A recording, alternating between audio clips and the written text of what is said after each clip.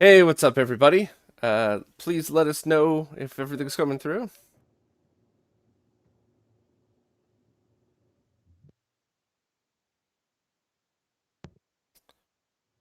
Zach, are you still there?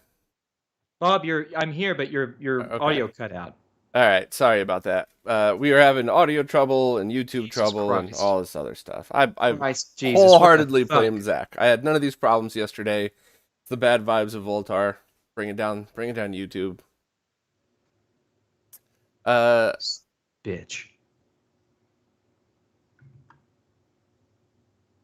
I think both YouTube and Twitch are working okay. My YouTube one got jammed up, so I'm just We're okay now. refreshing. Bob, we're in good shape. Let's get on with this garbage. All right, so here's what we're going to be doing. We are going to be testing out two products from HDFury.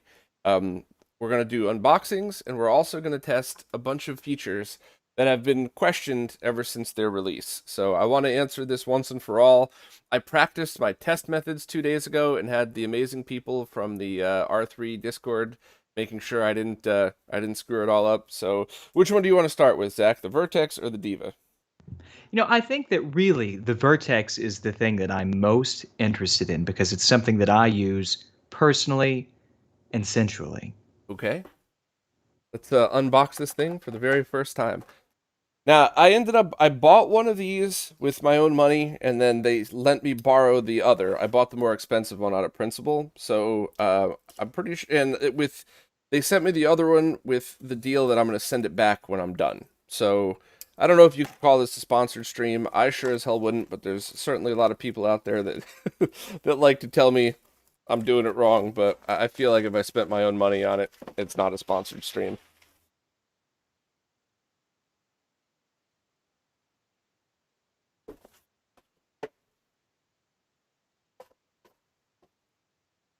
You're doing a great job, Bob. I'm proud of you. Ooh. All right.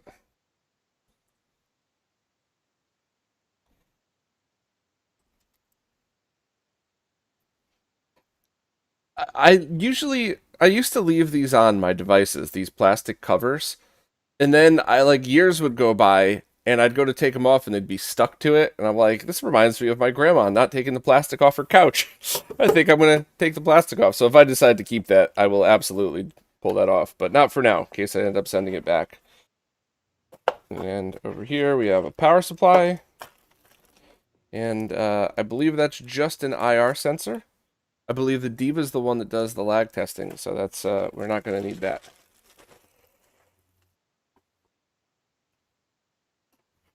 So, this essentially is an HDMI switch. Let me see if I'm zoom in and focus here. So, 4 inputs. I don't know why they started with HDMI 0, but that's fine. Um, so that is for the IR repeater. I don't know what the add-ons. Or no, that's the IR repeater, the sensor. Um, all right, and then it's got a couple of outputs. Dedicated audio only. Yeah. Yeah. Trying to get these things right side up. Dedicated audio only, and then 2 HDMIs. And this one downscales. So on the Vertex 2, everything that comes out of this is going to be 1080p if you send it 4K. So I want to make sure that we test all of that stuff. So in order to do that, I'm going to take my laptop and I'm going to take a pattern that Fudo sent me a while back that should be perfect for testing exactly how these things are processed and how it's done. So let me get all this set up. It's not going to be the world's most exciting stream, but it is going to be thorough, just like yesterday's. Yeah, this is not going to be exciting. As a matter of fact, I'm probably going to leave. But keep going, Bob. I'm here with you in spirit. Let's do it to it. Right, based on all of your unfinished projects, I'm going to assume that your attention span is about as short as humanly possible. So Zach might only Bob, you've be here for. uploaded 60,000 videos to YouTube and you don't even have 50,000 subscribers. I have 41 videos. I'm edging out 100. Suck these nuts. All right. And I just want to say something. When me and Bob do that, we're busting people take this so goddamn we're just busting each other's balls. That's what we do, okay? That's what we do. I've had a lot of emails from people over the years like, is everything okay? You know, he says those things to you, but let me know if he's hurting your feelings. And it's like, thank you very much. That's very sweet. But no, that makes me laugh very hard when Zach does those things. So yeah, And it makes me feel good, so everybody wins.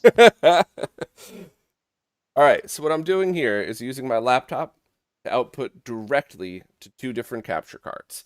I'm going to start out doing 1080p output because it's going to be the easiest, and I'll switch over to that once it's up just to show everybody.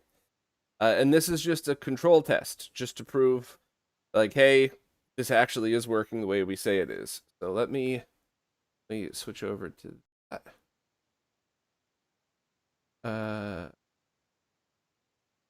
All right, so here's just the screen cap of my laptop. If you notice this pattern right here, it says what the screen resolution's at, and it also shows what the window resolution's at, and this is affected by the size of text. So if you ever go to do this on your own, you have to make sure it's at 100. So with this right here, I don't know, let me see how it's coming through on stream, but the sharpness of the writing it is really, oh yeah, that's terrible on stream. I'm sorry. I'm gonna have to post stills for all of this stuff too. But the whole point in doing this particular test is if you could see that all of these lines are even, and if you could read all of this text right here and see all of the different gradients, that means that you're not going to get any kind of color compression through this. So I test this on the data path by going just directly through the vision window. That's a pretty neat test. And Bob, this is actually really good information. I didn't even know such a pattern like this exists. But how enterprising and brilliant of you to use a test that discerns between compressed and uncompressed while all of your viewers are watching this through the most lossy, goddamn compressed video streaming service on the goddamn internet. Bob, you're brilliant. I'm so glad I'm here today. Continue. Well, I plan on editing this one into a real video, which I will have these screen caps in. So we'll see. Oh, Bob, I would definitely, though, if you could, if he doesn't mind, I would share this on your website. This picture or this graphic. I definitely will. This is actually on Fudo's website, but I will happily share it. I'm sure he'd be more than happy to. So that is now just a screenshot that I switched over to. So let me know if it's just as bad. You might have to switch to full screen, but if that's any better, I'll do individual screenshots for everybody, and if not, then we'll just have to watch it compressed, and then in the screenshots in the write-up I do, you'll have to see it uncompressed. All right, so that's the 1080p one, and that's proving that. Let me zoom into this just to.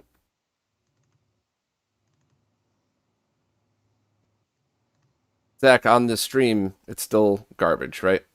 No, actually, I'm monitoring both Twitch and YouTube, and it's not excellent, but it's not bad. I think people can get the idea clearly. Okay, so I will continue to post screenshots in OBS as I do these then, so everybody to be able to do it. Yeah, oh, you're right, I'm just full screening mine. That's the one thing, though, you might have to hit full screen for these, but... Okay, so that works fine directly, so I'll remove that. I'll take this out of that mode. And here's where things are going to get a little weird. For whatever reason, the Avermedia Live Gamer 4K, I cannot send it a 1080p signal. It does compress a little bit. So what I'm going to end up doing is using the data path to test 1080p and using the Live Gamer 4K to test 4K. So that's a pretty good idea. And all of you people who've always said, yeah, the data path doesn't have sound, let me explain something to you.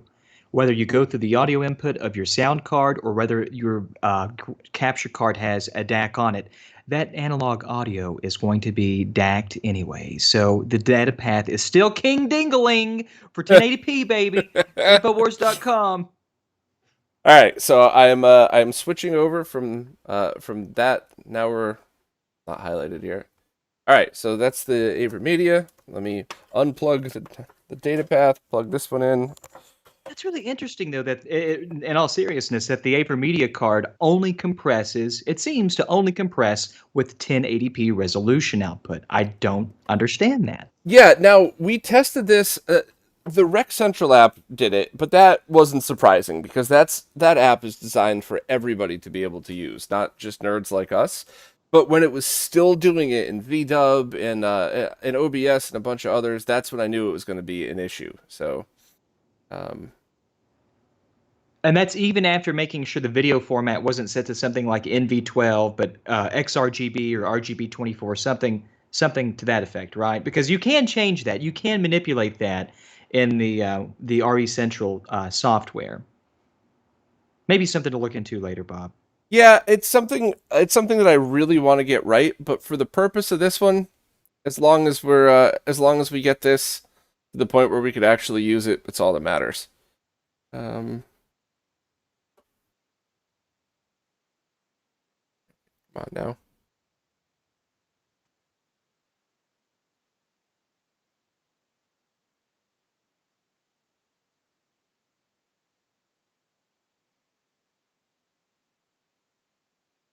My laptop graphics card, it's the 2060, I think. It's not Uh-huh. the new one, it's the last year, whatever was the best 2 years ago you could get. It gets a little weird sometimes. Like you could see right here, right on stream, like I can't select the display properties for just one. Oh, there we go. All right. Well, you know what? It just took a minute. Yeah, Bob, that Windows 10 introductory course has really paid off for you, hasn't it? Okay. So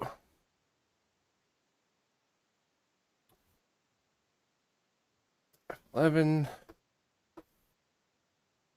So, Bob, Yeah. so for the people who might just be jumping in, because we've had a few people jump into the stream, can you explain very, very quickly what it is that we're doing once again? So the only thing we're doing at the moment is a control test to make sure that my test methods are, without a doubt, able to capture uncompressed 444 full color space of both 4K and 1080p.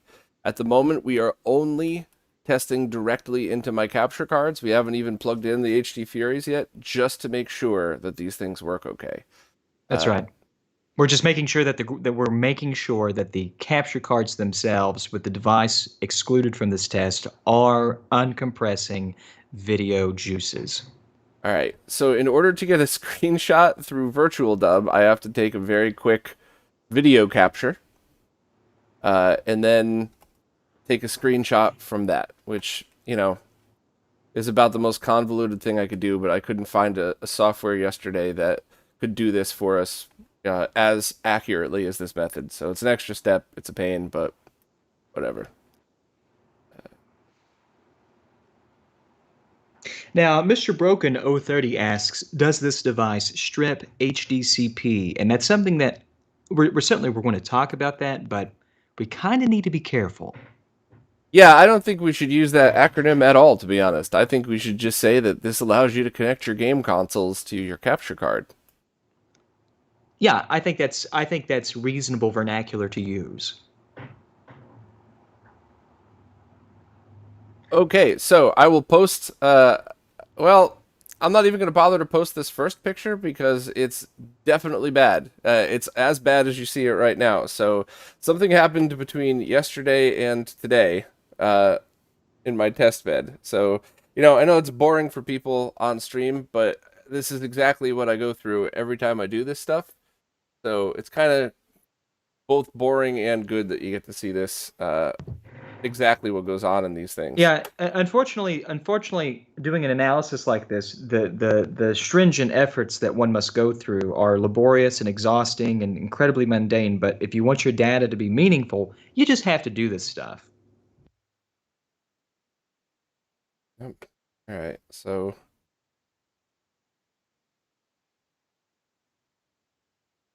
maybe it's because I'm accessing it through uh, through OBS at the same time. So I am going to go back to a top-down view so you can see a boring shot of my chubby ass fingers, and we're going to try this again. And I will post the shot up as soon as I get it into Virtual Dub. Bob, what is that milky residue substance that's by your left hand, directly maybe 3 inches in front of your mouse and below the directional keys on your wireless keyboard? I'm just curious what that is. See that? Yeah, It's my fan. yeah. Do you have that? Do you have that fan? Do you have that fan pointed towards your testicles? I mean, what's going on? No, at the moment it's my exhaust fan, but you know, sometimes it does get hot in here. I will certainly admit that. All right, trying the capture again. Now,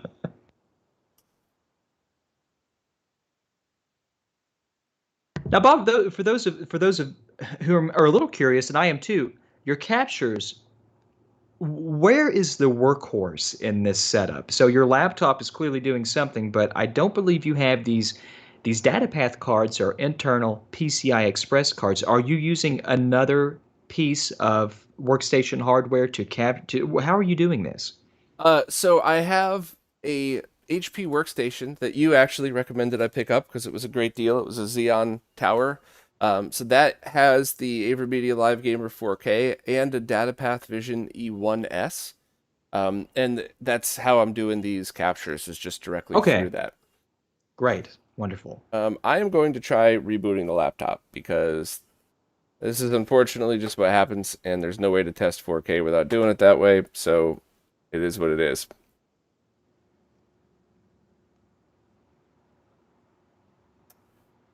All right, well, we'll give that a second. I'll sip on my coffee. Not Now, beer if you yet. haven't already, please consider liking and subscribing to this content. It is meaningful. It is the best that you'll ever see. It's riveting. As a matter of fact, I'm just It's none of those things, but you know what? It's freaking informative. So there you go. It's thorough. You gotta give me thorough. I think you cut out again, Zach. No, I just muted my microphone so I could laugh in privacy. Fair enough. All right, so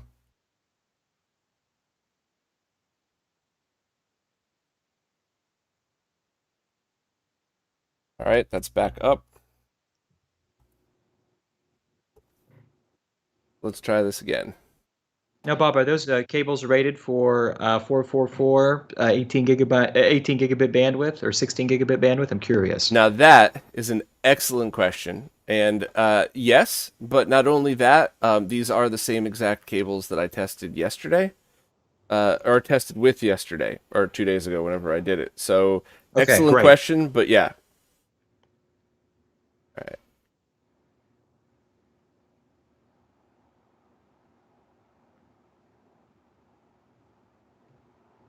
all right. Trying this again. I think we're in full screen again. It booted directly into this mode. If this doesn't work, there's one more setting I could check, and then if not, we'll just have to test 1080p and then go from there.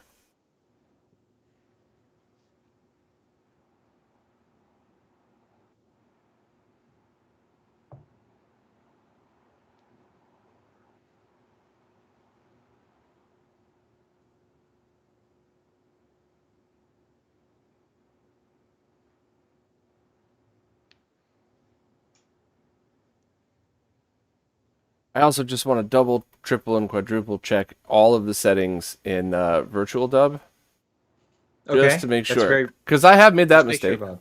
Bob. That's definitely something that if you don't manually set the RGB source and the resolution, you can get some weirdness.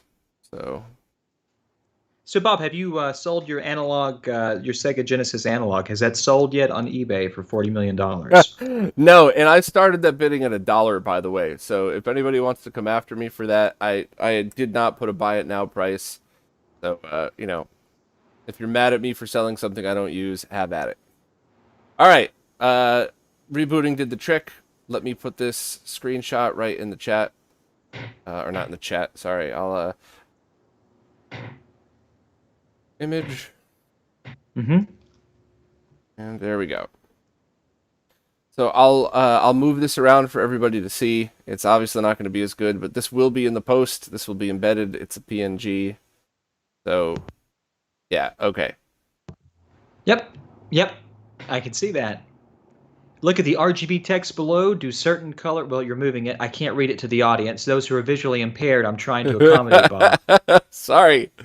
All right. But I think we're good here. So Yeah, let's clearly there's no loss. There's no, there, as far as the output, you're showing everyone there's absolutely no loss on your 6K bit rate stream. So we can keep going. We can keep going. Jesus. Oh wow. So look at this. It's got a screen on the top. I Yep. guess I will take this off. That is really cool. You didn't know that? No, because I kept asking the HDFury people a bunch of questions about what they suggest I buy, and they kept answering every question with a question. And I was like, just like, here's what I need. Tell me what I could do. And so finally I was like, let me buy the most expensive one, and you send me another one, and we'll go from there. But this is cool as hell. Oh yeah, I have the well the product that I tested was the sort of the predecessor, the HD Fury Vertex, and it's phenomenal, phenomenal. Same thing, same OLED screen, beautiful, beautiful product. It allows me to play my PlayStation 4 without any hitch, as well as my PlayStation 3. All right. Well, it's not outputting to the I'm not getting I any can't believe signal it, here. Bob. I can't believe it. Let me I add. don't know if I believe that. Well, What is the there you go. RJ45 port? Well, the RJ45 port, this has network hardline connectivity. So Yes. you can put this on your home network and you can, rather than going to the device to make changes or using a remote, you can just put this on your network and you can modify certain settings from any sort of connected device. Bob Avermedia is reporting no signal. Yeah. Let me. All right. Well, let's see what the. Oh, God. Man, this is really what it's like to test products at home. It's Bob, I could be doing something really meaningful right now, like organizing my sock drawers. I don't know what we're doing. I'm just kidding. We're just having fun, everybody. Yeah, Bob. Jimmy's all right. right. You need to have a face cam on you at all times. That way we can see the physical expressions of disappointment when things just don't work out. All right. Whatever. Um. So I'm gonna just double check that I'm still in the right mode. That might have been part of the weirdness here, but uh, as you can see, we're going through the data path. Then these displays. Bob, I have a question. Let me just for the purposes of academia, let me ask you this. Yes. Can we take your word for it that your capture cards aren't compressing the video output and that there are lossless captures? Would that make it any easier? I think everyone here, No, we're you going through the demonstrate. HDFury now. That now we're testing the HDFury. Oh my goodness. Okay, and it looks perfect on this 6K bit rate. It looks perfect. Well, not really at I all. know, Bob. I'm just being a smartass. I'm dying over here. I mean, Uh, it. I mean, Detect. Let me I redetect. I can't. Obviously, I'm poking fun because this is on a lossy stream. But are you seeing a difference, Bob? Does it look compressed? Well, I haven't even gotten that far yet because according to the display settings on my laptop, it's detecting this as a 1080p device. Do you have the scaling on? Is it manually? Is the E? Oh, is it the EDID, Bob? Do you have the EDID set on the HD on the Vertex so that it presents itself as a 1080p device? It says it. I don't think so. You did mode auto nix. Okay. So with AutoMix, it should read off the sync, should read off of the source, and whatever resolutions are available, it'll just do the max one. So it should do 4K or 1080 if you're going through the data path. I mean, let me just reboot the computer again. But so what I'm doing now is because it wasn't getting any output for the Avermedia, I used the Uh-huh. downscale port. So we should still be sending this 4K, and then this should be going out 1080p to the data Are you path. sure it's on the wrong? Are you sure it's on the wrong on the right output, Bobby? I mean, I'm just asking. I mean, these crazy things. no, I mean that's a fair question. So HDMI 2, HDMI TX1 downscale, and then the other one is the HDMI 2. And then I did not use audio out, obviously, because it's just audio out. Oh well, yeah, we're not interested in that for the purposes of this. But I do love the hassle-free nature of this thing. Yeah, all right. Let me try manually setting. It's about the only other thing I could think of. But I do have to say that the display on top is phenomenal. It's. I mean, listen, if you're a developer or if you're needing to, how can I say this with tact? If you're needing to get around certain things, this display immediately gives you a lot of information that's very, very useful. And if you have a very convoluted or complicated video chain that you're also having to capture video from, as far as I'm concerned, for capturing all sorts of different video while accommodating everything that you need to accommodate, there is no better device. Bob, the reason this is convoluted and difficult because Bob is making it because he's trying to do things that he doesn't quite understand.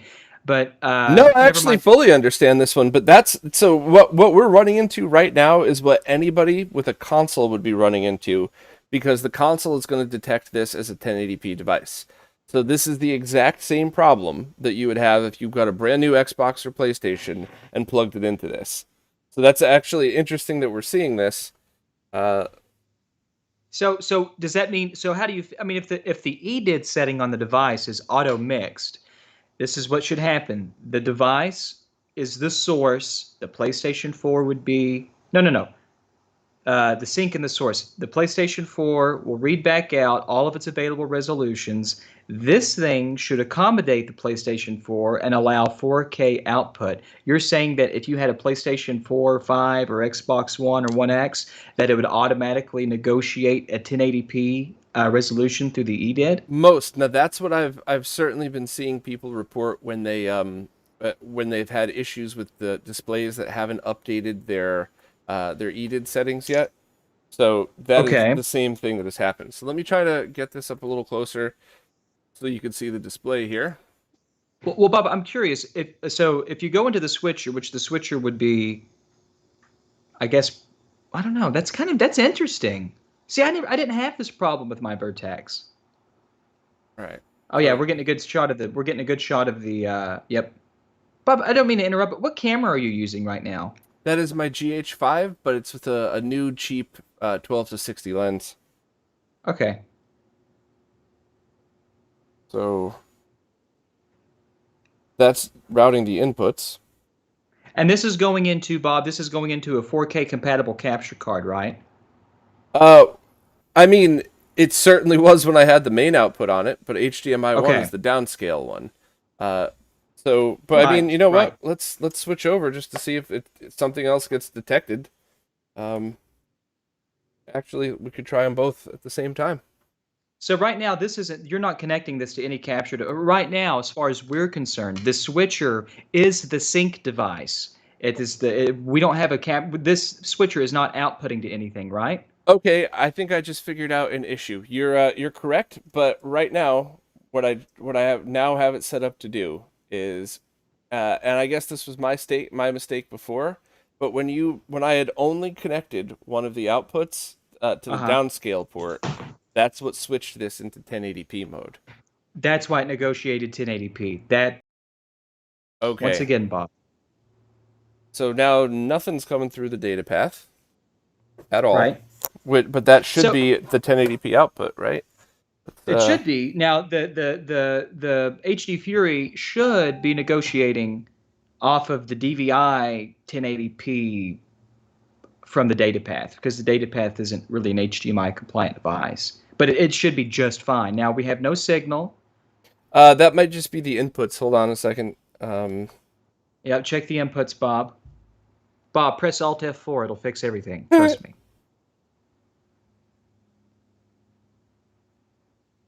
right, so that should have changed it. I'll switch back. Of course, it didn't, but right now, what it says is output to Okay. 1 and 2. The screen isn't very easy to see in person or on camera. So I can see it just fine, Bob. You're just blind. so that says input Bob, here's something. Why don't you 0 power cycle routed it to real quick? output 0 and 1, right? You're seeing Yep. that, right? Yep. And Input 0 routed to output 0 and 1. okay. So I Now will you got a power signal cycle going it in through a there. second. I just but there is nothing coming through to the capture cards at all. Nothing. But you're right. I'll power cycle it just for the hell of it. Yeah, you may have pushed a setting or something over. Just power cycle it. Okay.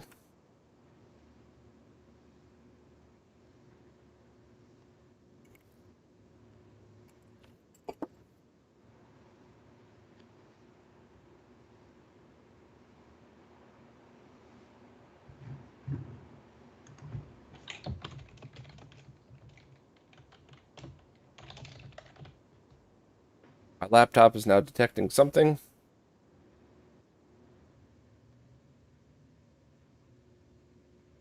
See if I get anything through either the data Yeah, but path.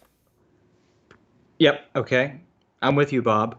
All right, interesting. So,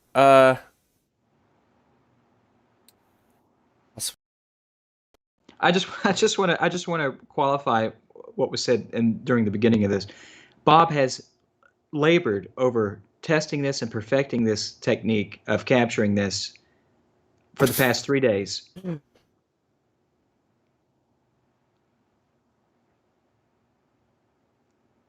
all right. So, what we're seeing here.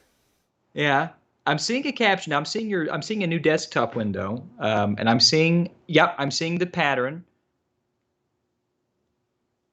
Okay, All right. So this is the downscale. right. Yep, this is the output on the Vertex that will take a 4K signal and automatically independently downscale it to 1080p without having any effect or influence on the other output that will still put out the native 4K. Which is very, very useful, especially if you have a data path. Just a quick scenario. You've got a PlayStation 4 or 5. You want to play to your television and its 4K output and you want to enjoy 4K. But if you use a data path, you're going to have to limit your resolution to 1080p. Not necessarily. You can automatically take that 4K signal, send it to your TV, while also taking that 4K signal, splitting it, sending it to your data path, downscaling it to 1080p so it'll agree with it. That's the beauty of this device. Yeah, so what you're seeing on stream, I'll here's the screenshot. It's the same. It looks terrible. Yeah, it looks So horrible. they're not downscaling properly and they're not keeping. I mean, you can't even read that text at all. Yeah. It's reference quality capturing. It's the downscaling algorithm is not ideal. If you're live streaming or you're doing live plays, I'm sorry, I don't see a big deal with this, Bob. As far as like a live stream Oh, that's already going to be in. I agree 100%. If your goal is to be able to just play in 4K on your TV, but then say, all right, well, I also want to stream, but my capture card only handles 1080p, that, yeah, I agree 100%. This thing is definitely exactly what you would need for this. But I'm not getting anything out to the 4K card. And that is something that I think because you could have a stream that's not perfect, but if it looks all messed up on your TV or doesn't work at all, that's going to be a Right. problem. So let's check the settings and see. You've Input got the 1 routed to HDCP on, right? output 0 and output Yep. 1. Okay, that's right. So That's right. there's no reason why this shouldn't be coming through the Avermedia. I mean, let me double and triple check that I have it plugged in to the same spot and all that, And but now you're using virtual. You're not using RE Central to collect your capture, no, no, no, right? no, no. It's only virtual dub and OBS just Okay. to show a quick preview, but that's really it. So yeah, everything seems to be working fine. Um, or everything seems to be plugged in fine. So I mean, we could just for the heck of it, we could switch over. So that's the data path. Well, Bowie asks, what other goal could you be trying to achieve anyway? 1080p capture? So let me it's kind of difficult using all the jargon to explain what this device is. why don't I just go through a couple, while Bob is doing this, why don't I just go through a couple of scenarios where this device would be really effective for somebody? Let's say that you have a lot of money, and I mean to the tune of $3,000-$4,000 tied up in a home theater system, home video system, large projector, high fidelity audio equipment, but the problem is it's still great, but it's 5 years old, 6 years old. Well, everything today is Atmos, Dolby Vision, blah, blah, blah, blah, blah, blah. But you still want to get those surround sound digital channels out of the HDMI, coming out of a Fire Stick, coming out of a computer, whatever. Like, you can't get the new surround sound digital feeds into this old equipment. This device is great. This device can take your whatever signal, it can extract those audio signals out, and you can use optical. You can extract the audio from this newer HDMI signal, and you can output it so that you can still interface it to this old equipment that otherwise wouldn't support it. Equipment that might not be HDCP 2.2 compliant. You may get a black screen if you try to connect your Fire Stick to your, like a Fire Stick, for example. If you try to connect that to a 5-year-old projector, it may limit the resolution to 720, or it may not give you anything. This device will make sure that you can still, despite all these stupid you can still get your maximum resolution supported on your projector, or on a sync device is any device that a source connects to. So a PlayStation 4 would be a source, a Fire Stick would be a source, a projector would be a sync, a television set would be a sync. The problem is copyright, in a lot of ways, copy protection has just sort of destroyed the capabilities of equipment that's perfectly good. The only problem with it is that it's 5 years old. That's part of it. I think everything you said is 100% correct, but I would also think that the goal of a device like this is to be able to take 4 sources, to have a matrix output to say, HDMI 1 goes to output 2, vice versa, while also being able to pass through 4K 60, at least on this device, to your TV and then stream in 1080p. But I'm not getting anything from Well, Bob, the I said a output couple scenarios. That was one goddamn scenario, you insolent, resistant son of a. Yeah, I'm not getting anything out, so I don't know if the Live Gamer 4K just doesn't like this. So why don't we update the firmware? Because that's something that they talked about doing on No, Bob, this, I'll tell you right? what I had to do. I had to go into RE Central, and I had to disable HDCP in the RE Central software for my Avermedia card to even work with for it even to for 4K sources, for it to even work with All right, let's give that a chance then. my PlayStation 4 or anything outputting an HDCP 2.729,000 signal. Bob, did you install the developer firmware? I did not. I figured we could do that on stream too, because I didn't. I wanted to test this exactly as you would get it, just to make sure everybody knows this is what to expect, including all of the bumps in the road that we're going through right now.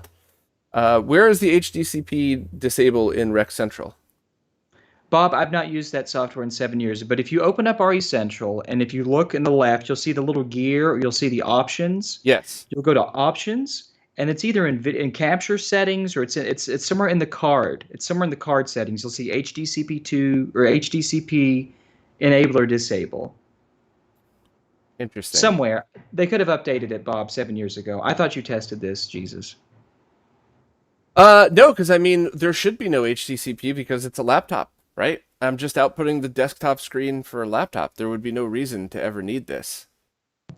Well, actually, if it's going through digitally, Bob, there is, because this is how people use Netflix, and this is how people take other, like Hulu. This is why monitors now have HDCP protection, because otherwise, what would be stopping you from outputting your full screen Netflix window to the device that you're doing to capture it? No, there's HDCP on there. You're right. I just found it here. So Jesus Christ, here we go. let's see if. Oh, what a shock. Still nothing. Well, Bob, I really would appreciate it if you would just try to fix this timely. There are people here. You have 162 people watching. They think that, they don't know what's happening. They don't know what this device is. They think this is a retro roundtable just because I'm 162 people could all see that this is not an easy device to use, because you should, Like, I think, In fairness, all it's not. kidding It's really aside, not. yeah, all It's a kidding aside, this is an HDMI switch that's not outputting right now, even though it says it's outputting.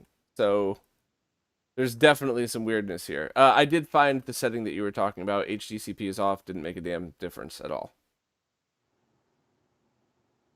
Nothing. And this is on the latest version of the driver and the Rec Central software.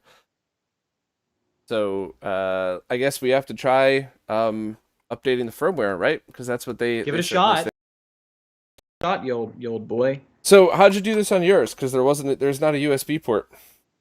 Well, on my unit, I took the there's an RS-230. Was there an R? Well, let me see yours. There is an RS-232. Yeah. Okay, let's see the Yep. cable they brought. Or you can put it on the network, Bob. Yeah, I'd rather Whatever. put it on the network because I don't want to have to mess with setting up an RS-232 device.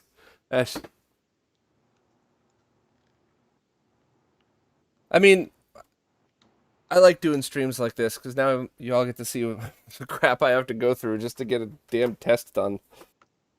Well, the fact of the matter is, these devices are phenomenal once you get them lined out and understand them. There are situations where, for people like me especially, I have to have something like this because I have a mixed environment of equipment and I have very specific streaming needs. If I were to ever want to stream content, I would have to use the facilities of this switch in order to do that to my liking. And as a developer too, as a developer, this equipment is irreplaceable. If you're doing anything with video in the digital domain, especially if you have signed their agreement to not use this device for piracy, or their other devices, I should say, you can be eligible to receive a developer firmware that sort of unlocks the device and allows you to work on your own equipment and sort of test your own conditions without being scathed by HDCP at all altogether, period. So the HDFury linker software is the one that you used, right? That is correct, Bob. They only list versions for USB 2 and 3 here. Okay. Wait. Go for it. 4K firmware and GUI. I'll try the latest version. Let's see what the heck happens.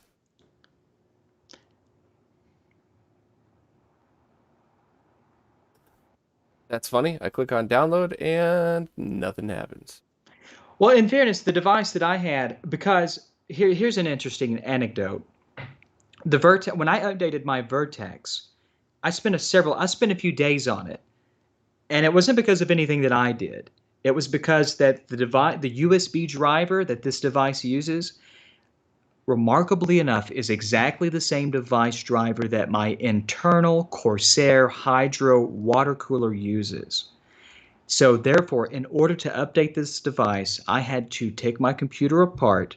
I had to disconnect the internal USB header for my water cooler, and then I could update the device after taking my water cooler off the USB bus. That is pretty funny. But they knew that, and they recognized that, and they were the ones that suggested that I did that. But I'm like, oh boy. All right, so I was able to log into it through a web browser. So let's just add that. I'm impressed that you were able to do that.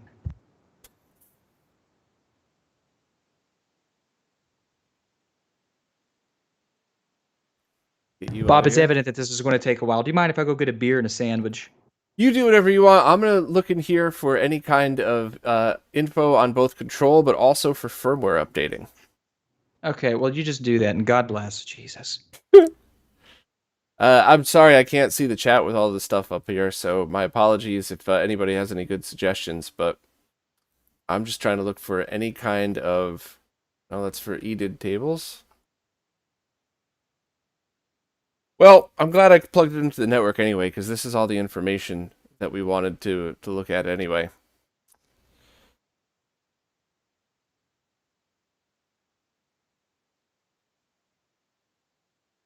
Allow low latency mode control. Yeah, I would love to test with the time sleuth, but first things first, right? Gotta actually get it outputting to both.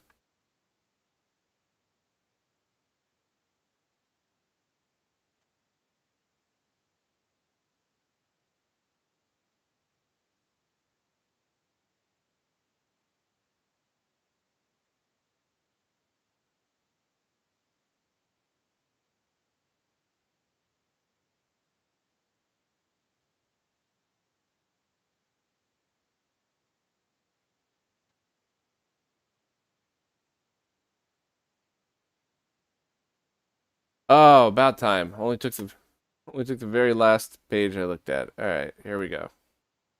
Send. And I will plug the data path back into the second output so we can see dual output again.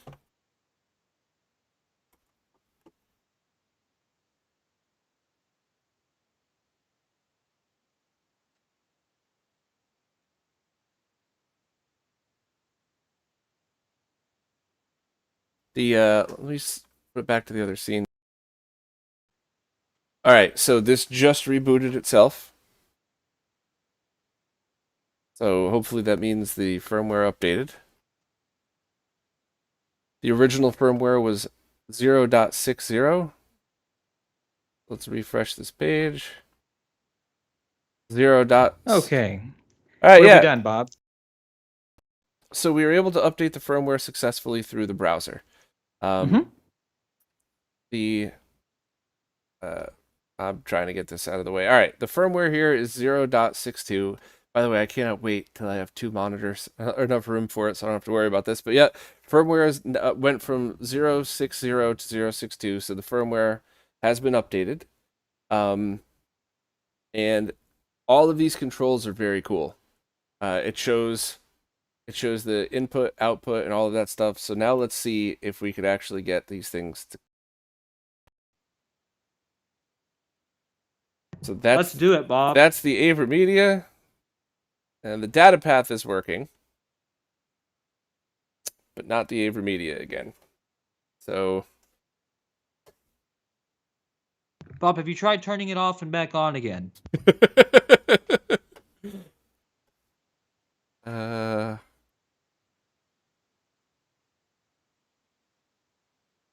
right.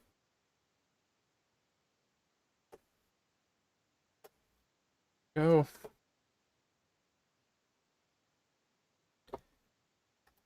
So that's the view of the data path right there. And okay, that's the test pattern. Wrong keyboard. All right, so that's doing the same downscaling thing, but we still can't get this working through the Avermedia. There's still no signal here at all. So let me put it back down to the data path, and I'll see if there's any other setting. Let me just check Rec Central again. Nope, same even with Rec Central. Bob, do me a favor. Yes. Indulge me. Okay, go back to the Avermedia capture where it says no signal input. Yes. Okay, great. Now, while that is active, go ahead and change your resolution to 1080p on your actual desktop and then let that output. Change the resolution of your source device and let's see if it magically captures. I want to prove a theory here. Already tried that. Didn't work. It again, Bob. You didn't do it, you liar. I just did. I just did it on stream. That's what I was accessing the data path just now. It's exactly what I did. Damn it. No. So wait a minute. Let me make sure I understood this. You lowered the resolution to 1080p. And I put it back up. It still failed to capture through the Avermedia, but it did capture through the data path. Correct. So let me get this. I'll get the view up once again so you can see it all. So there is no EDID negotiation with the data path. It's a DVI device. There is a few flags there, but all right. Okay, I'm looking at it. That's the EDID inside of obviously of the Vertex.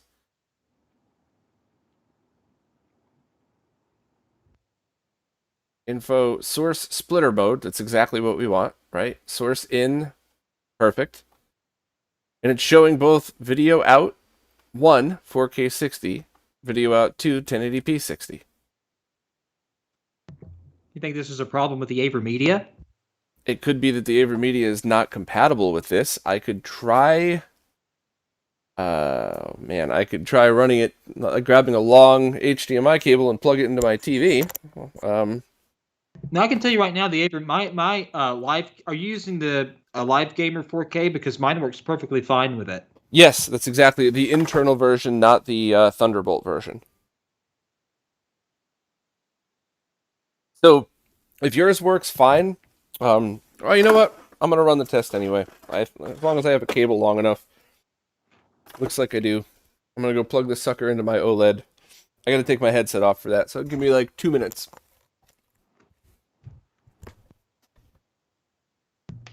Okay, now that we put his headset down, I can just say unequivocally, this is a goddamn disaster. Jesus fucking Christ. What the hell am I doing here? I could have been jacking off by this. And, I don't know. That's a good question, guys. I mean, maybe we'll check into that later. I think he's back. Bob, are you there? I am. I was just waiting for you to finish doing your thing. Okay, great. I found a coupler and everything, so it's gonna make it easier for me to check all of this stuff.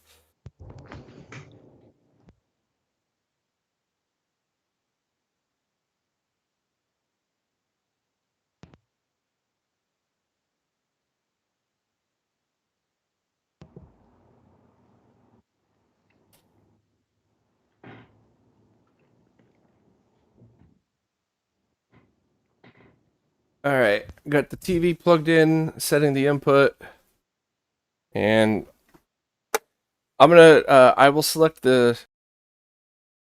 All right, so here's the data path. So now we can see what happens when I unplug one. All right, and plug in the other.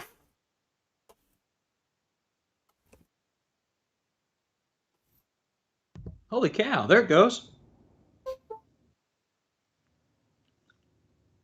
And it picked up the digital audio for your television, too. I heard it. Color space is wrong, but Yeah. what is it? What is it? Is that 601 limited? What's it Uh, trying to do? I don't know. I'm just trying to get it through on my TV, and it is not working on the TV at all either. Well, now the color space went to like I think a Rec 601 or something. It's not full. It's not full range because it's purple. Yeah. Me. I'll also do what you suggested about changing the resolution again here, just to see. Let's go back down to.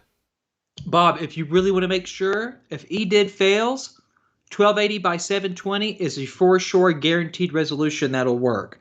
So I would try it. I would change it to 1280 by 720 and then see if it populates through the Avermedia. If it does, then you know 1000% it's an EDID issue. Seriously.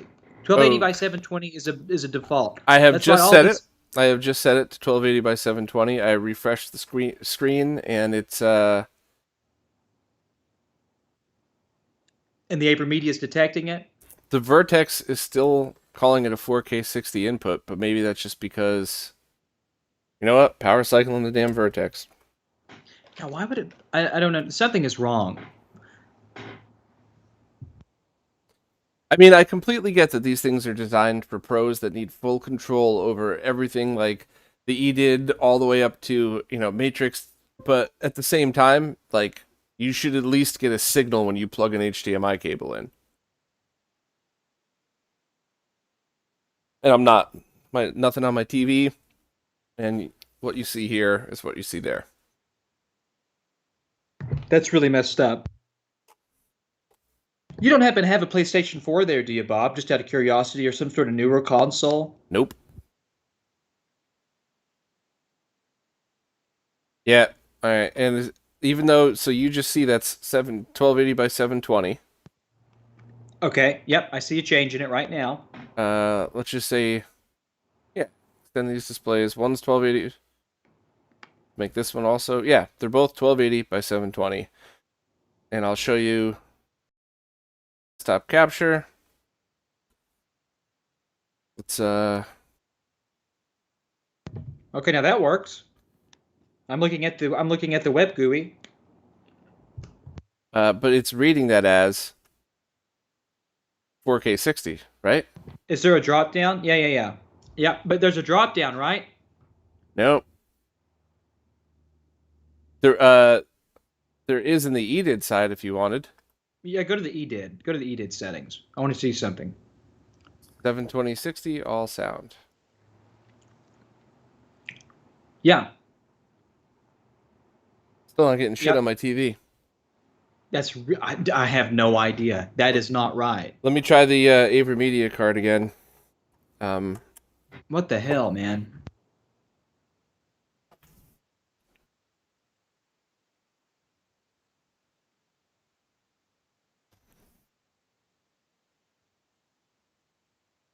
I mean, the only thing else that we could try would have been updating the firmware. So let me give this thing a minute. Hit refresh again, and then I'll try the Avermedia card. And if that doesn't work, I think we got to switch to the Diva.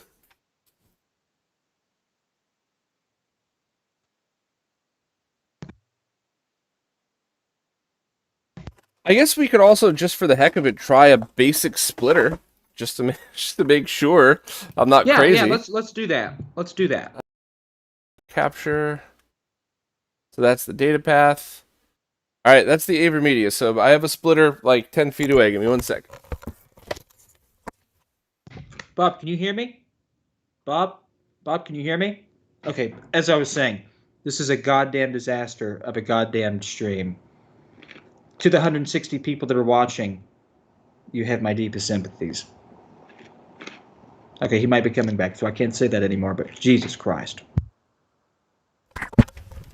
So this is the View HD splitter that many of us have used for years. I don't think I've ever tested it on the Avermedia, but I've used it with a million other things, and it mostly works.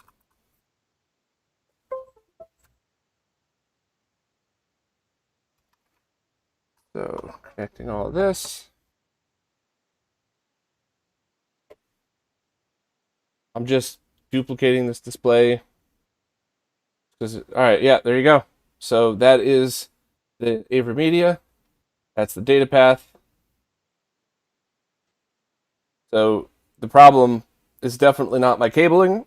The problem is got to be linked directly to the Vertex. So should we move on to the other one, I guess? Did I lose you, Zach? Bob, I would connect everything back, and when you connect the Vertex back, let's get into the GUI and let's change the EDID to force 1080p and drop it off of 4K 60. Okay. You shouldn't have to do that if the EDID is set to auto mix, but let's force an EDID and let's set the flags manually and let's see if the sync will match up with the source, and then you'll get a video output. All right, giving it a second to sync up again. Just dropped one of my things. Pull that back up.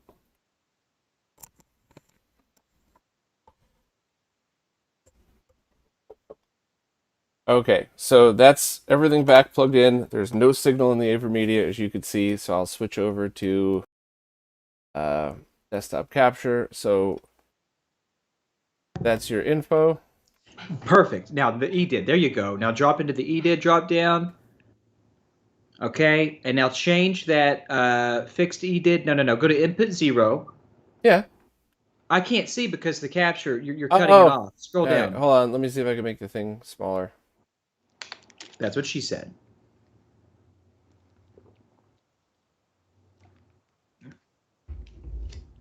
All right, so.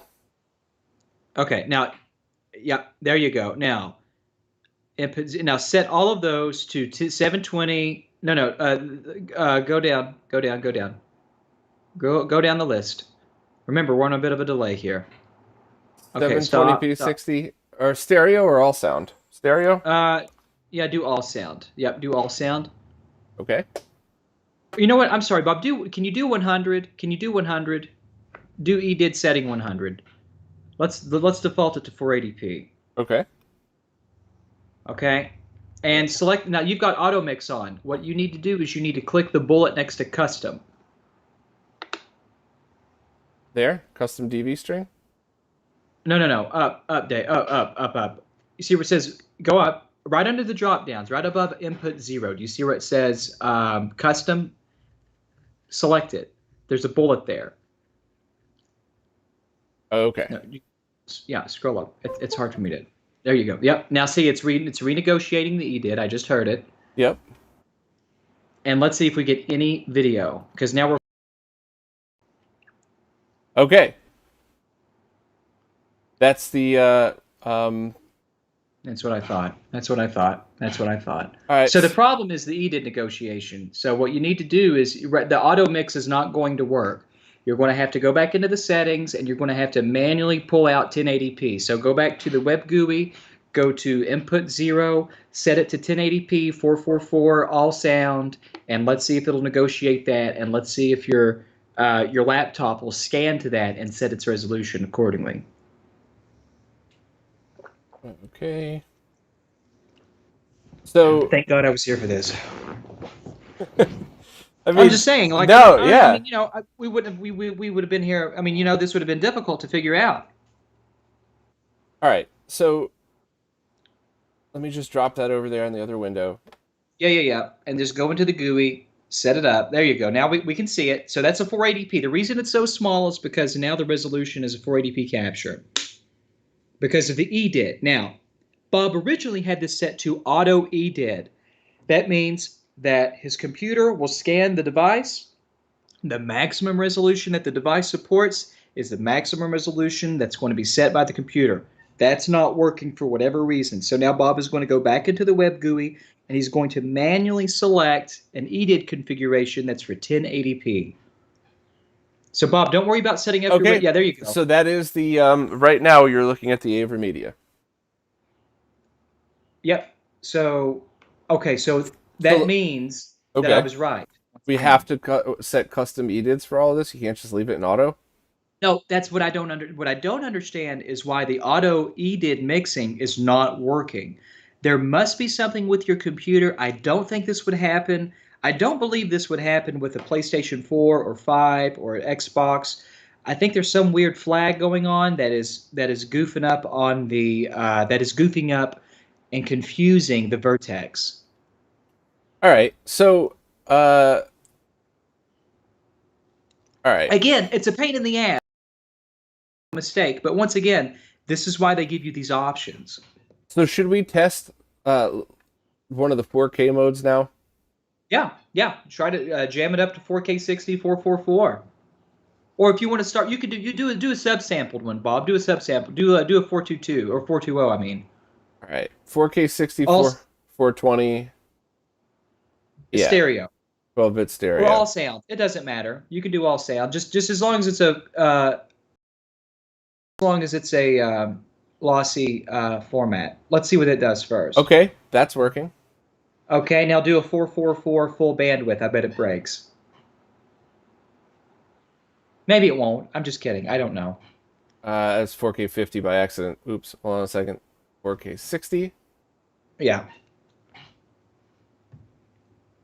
Nothing. Okay, that's with 420? Yeah. So for some reason, for whatever reason... No, that's 444. It's not working. Okay, so like I said, so 444 full bandwidth isn't working with your computer. You can't send 444 from your computer through the Avermedia and get it to output to your capture card. So that's 4K 30 right now. 444. It's a bandwidth issue then. That's a bandwidth issue. Bob, wait a minute. You're doing this not through DisplayPort. You're doing 4K 60 through HDMI, right? Correct. Okay, I'm sorry. Am I having a brain fart? The device is set up. Hold on. Let me think of this. Let me do the math in my head. Okay. Yeah, that should be okay. So that should be fine. I'm going to do the color compression test. But on the 2060, Bob, the 2060, in order to get 4K 60 444 out, do you have to use DisplayPort or can you use HDMI? I've done 4K 60 before out of this laptop, and it's tested and confirmed working. So that's a good question, though. I had to think about that. That was a good question.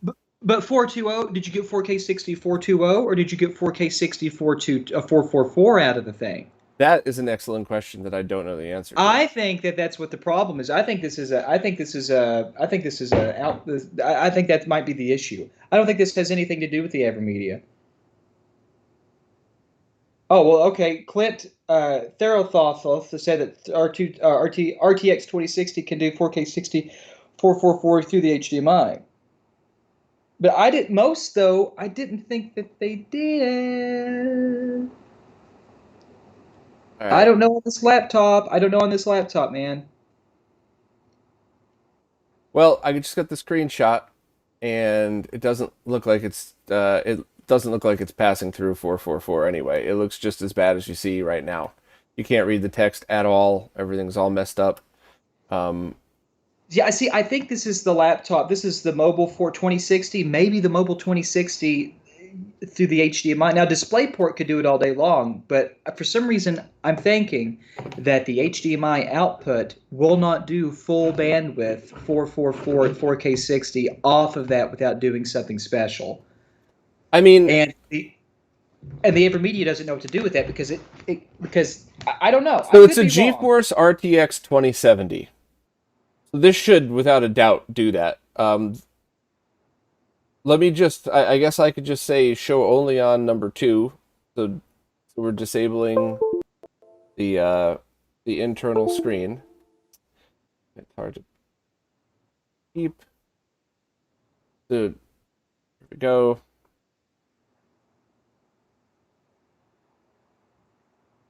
Making sure that's full. I mean, that looks absolutely terrible in the, wait.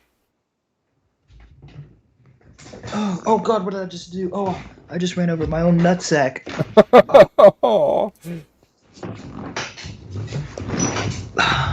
Sorry, I was getting comfortable. Oh, damn it. Yeah, I'm running one last test, but it looks like I could check in the settings too, but it looks like the 4K output is absolutely getting compressed, color compressed.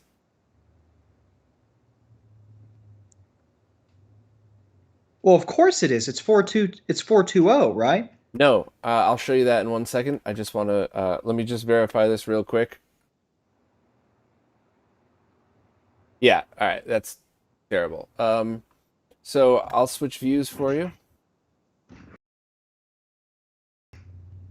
So this is now set 4K 30 444. So 30 versus 60 for a still screen isn't going to make the slightest bit of a difference. Well, of course not. Info, that's what it's showing. And then, yeah. Scaler, no scaling. Let's try no scaling. Yep.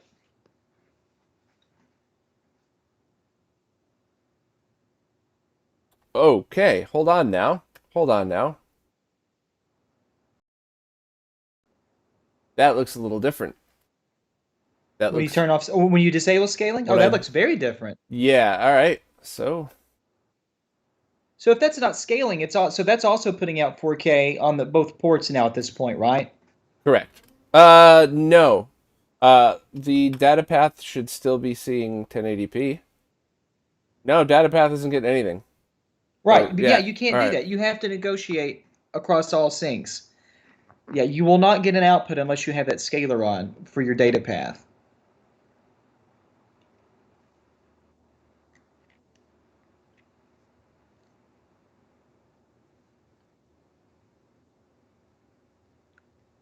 So you got to have the scaler on. Otherwise, you're going to send 4K 60 through all outputs. Well, they specifically said in their emails, which, you know, I don't know what they, you know, I don't know how much stock you should put into this, but that this Vertex 2 cannot output at all 4K through the second port. Now, it looks different, but it's still not the same. Interesting. So I don't understand what the second port is for so in other words, if you're not using the scaling, the second port is worthless because you're not going to unless you're sending it a 1080p signal. Oh, that's dumb.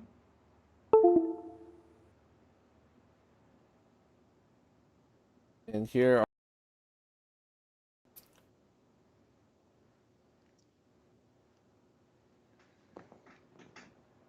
color space, follow. Yep. Follow. Yep, that's perfect.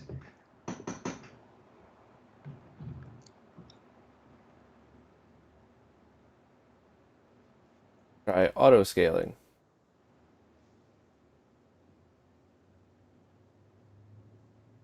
Well, so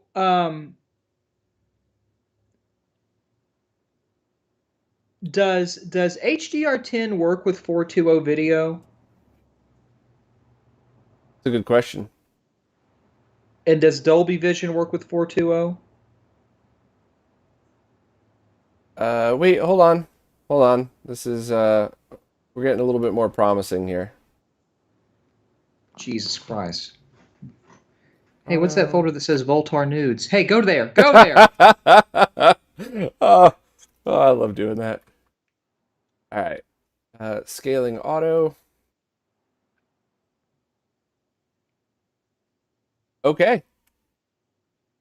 I fixed it. All right. So this was the issue. You have to have auto scaling select, not custom scaling, not no scaling, auto scaling. And now there is no color compression. That was working fine. I just confirmed that. And then let's switch side. So that is the Avermedia. That is the data path. And let me double. This All is right. much better. Even over the stream, this is much better. All right. Only took an hour and 17 minutes to figure out how to use this thing, which is not good. It should just you should just plug in and make it work. That is not a good sign at all. Well, yeah, I understand that this is more or less sort of a developing device, but ultimately, and I understand that it's going to be a little intricate, but I'm afraid it's just a little convoluted. So But can you really get past that though? I mean, I are you could. ever going to make this, clean and easy to use? I Let's be absolutely fair. could get past this and just start using it. I absolutely could. But and there's something to be argued that says like if you get an enterprise level switch, you could say like, oh, that's dumb. I plugged in all my network devices and I don't get an IP address. Or you could say, no, this is an enterprise level switch. If you don't know how to use it, don't use it. And I think you could argue the same thing about this. Like this product is for experts. If you don't know how to use it, you shouldn't ask questions because you shouldn't be playing with it. I think that's fair, but I don't think that's how they're marketing this. I think they're marketing this as something like, hey, everybody could just plug in their consoles and start going, and you don't have to worry about this. So that's Yeah. my issue with it. That's my complaint, right? If they were marketing it as experts only, don't stream this unless you know what you're doing, I would be the asshole for asking these questions. But I mean, I guess I still am, but whatever. So I'm gonna switch to the other one then, and we'll do lag tests later, just to see if it's the same overall experience here. Okay. Okay.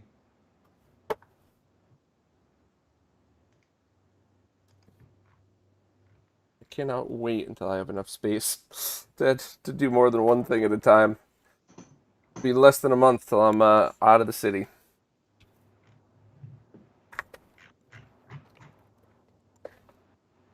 All right.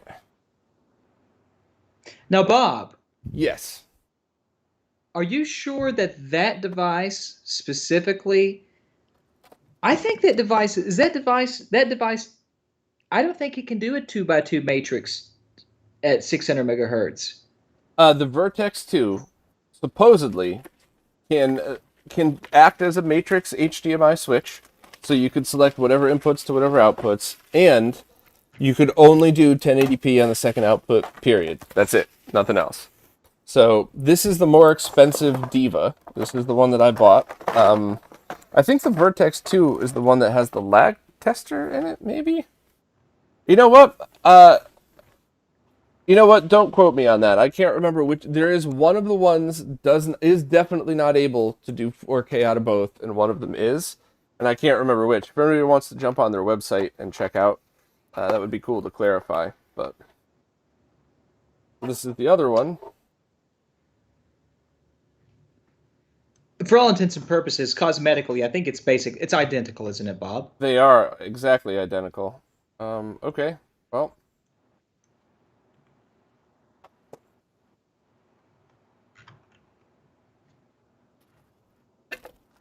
Yeah, if somebody wouldn't mind checking while I'm doing this, I could check through my emails as well and tell you What exactly are you what they asking told for, me. Bob? What are you asking for? Diva versus Vertex2, which is the one that says it could only do 1080p out of one of the outputs, and which is the one that says it could do both. I'll also check my emails because I want to tell you exactly what they told me. Because if I'm wrong, then fine. But if they're wrong, that's annoying. Just to be honest. LAN control input into HDMI 0.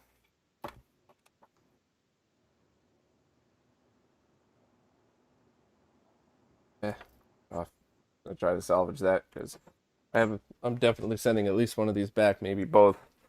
Because I think they're awesome, but like if I have to log in with a web browser every single time I need to stream, this is not for me.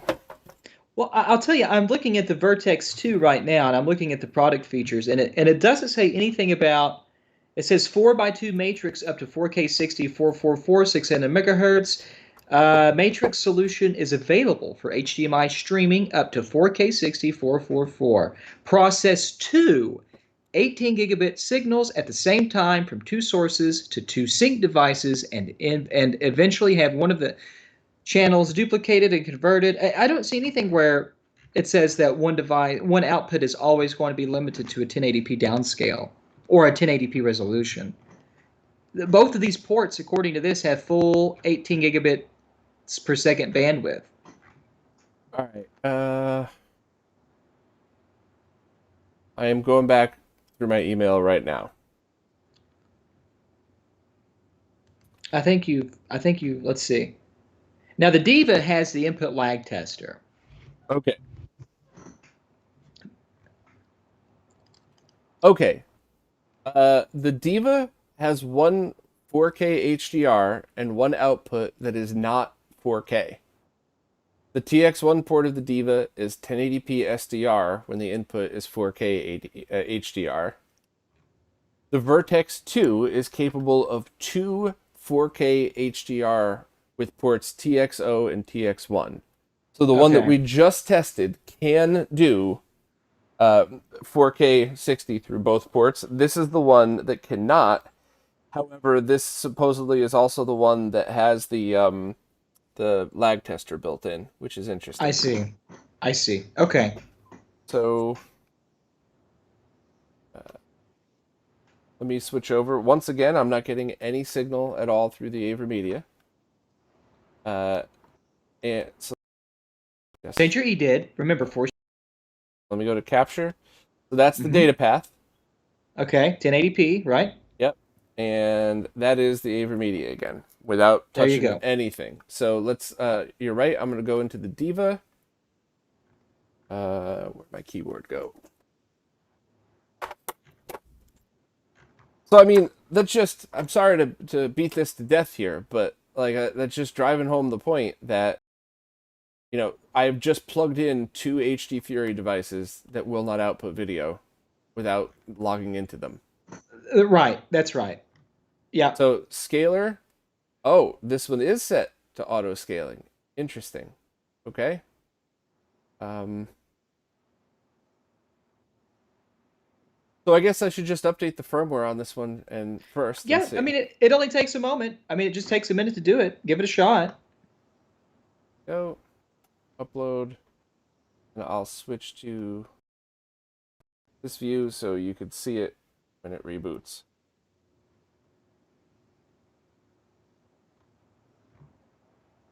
Sort of see it. Oh.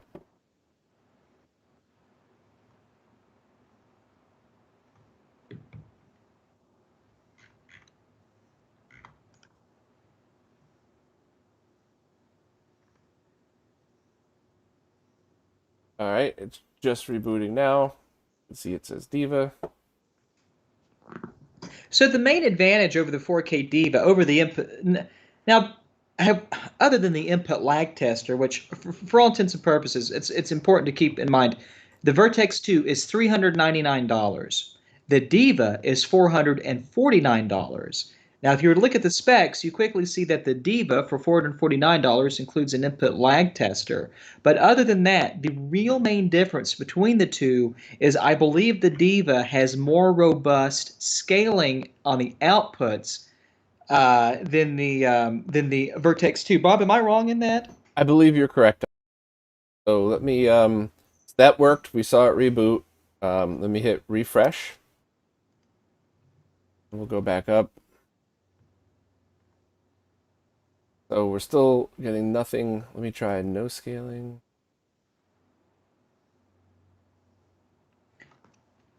I would have the capture window open, but it just says no signal. So I'm just gonna, Okay. I'm just gonna leave it in this view until I can get us a signal.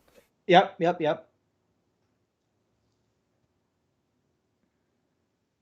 Yeah, see, there are a lot more there are a lot more scaling options. Yeah. So let me try. Now you force the EDID too, of course. I mean, we've done that, right? Yeah. I'm gonna just set these to duplicate real quick just to make. All right. Good. Okay. Now I'm just sending it a 1080p signal. Right? Okay. Yep. Start from there. No scaling. Still nothing. Hmm. What is different? Is it the firmware? Do you think it's the firmware? I mean, You you got. updated that, right? I did, and it rebooted itself without me touching it, so something happened. So let's check the EDIDs then. Let's change Are you that. sure you forced the EDID? I don't think you did. No, you didn't. Look, No, you're look, right. custom. God damn it, Bob. Still Force shouldn't have it been. to. Still shouldn't have been a thing. But Oh, no.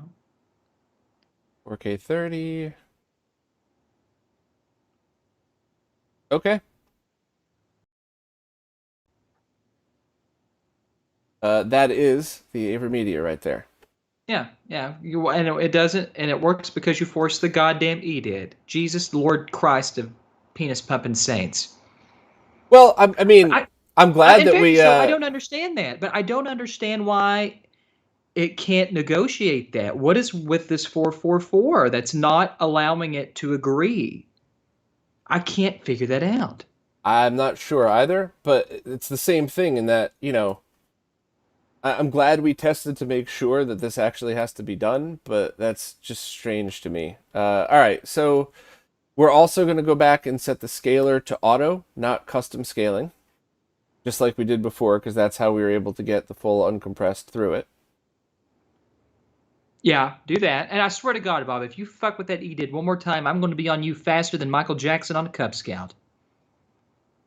I feel like I should say something and tell you that you shouldn't say that, but that's really funny.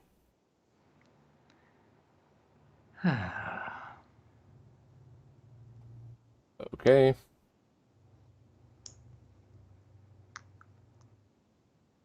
So auto scaling, we did the EDID correctly. It is at the Yep. correct thing. We are at, just want to double check again. We are still set to, okay, all right. So let me do the capture test. Yeah, let's see what it looks like.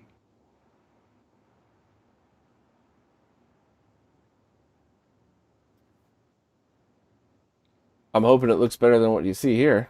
Um, I have everything on full screen. I can't. I mean, I don't.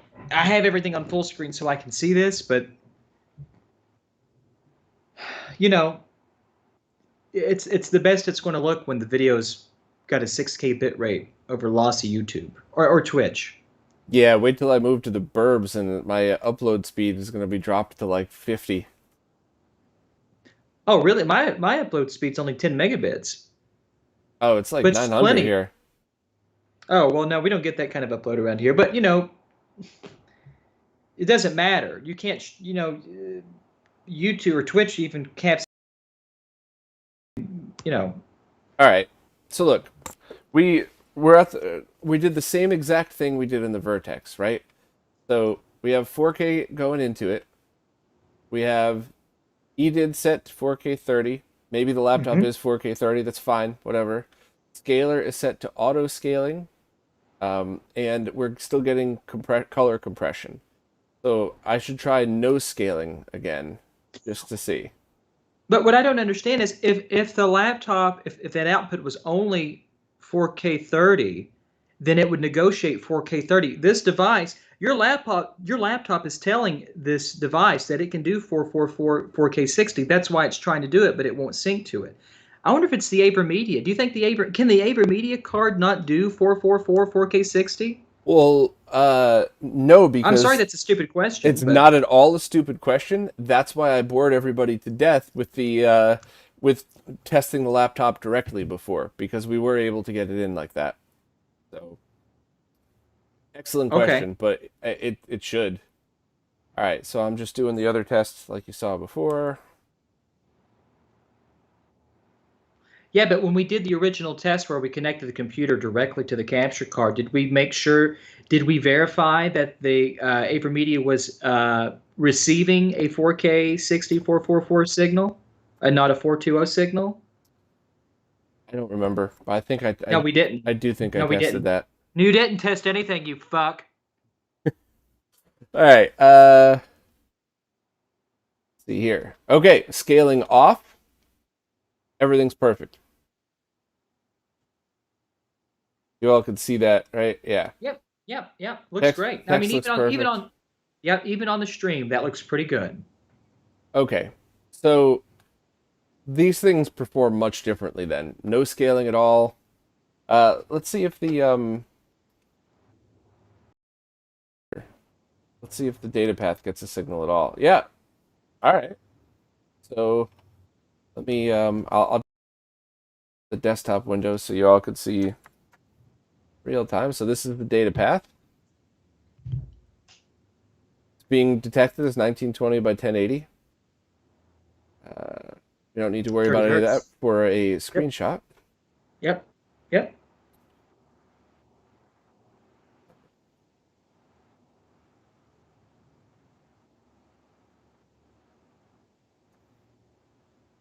All right. Diva. Okay.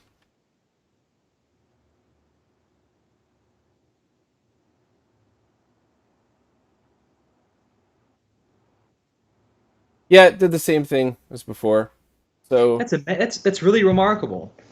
yeah, but you know, but It's like we very talked clear. about before, that's totally fine for casual streams. If that's all you're worried about is I want to be able to play my new consoles in 4K but stream in 1080p with my cheaper older capture card, that part is fine. I don't know if it's worth 400 or 500 bucks, but that part, in my opinion at least, should be completely fine and not something. So here's the real difference. If you want to play, say, your Xbox or your PlayStation 4, and you don't care about keeping HDR10 intact or Dolby Vision intact, you can get a 20 HDMI splitter that will send the 4K signal from your PlayStation 4 to your TV, and then it'll have another port that'll automatically downscale and do exactly what this does. This device, for those purposes, comes into play when you want to keep your HDR10 intact, when you want to keep Dolby Vision intact, and when you want to do certain what we'll call HDCP doctoring. And when you want to Um, control every single aspect of the Facet, input, yes. output, yeah.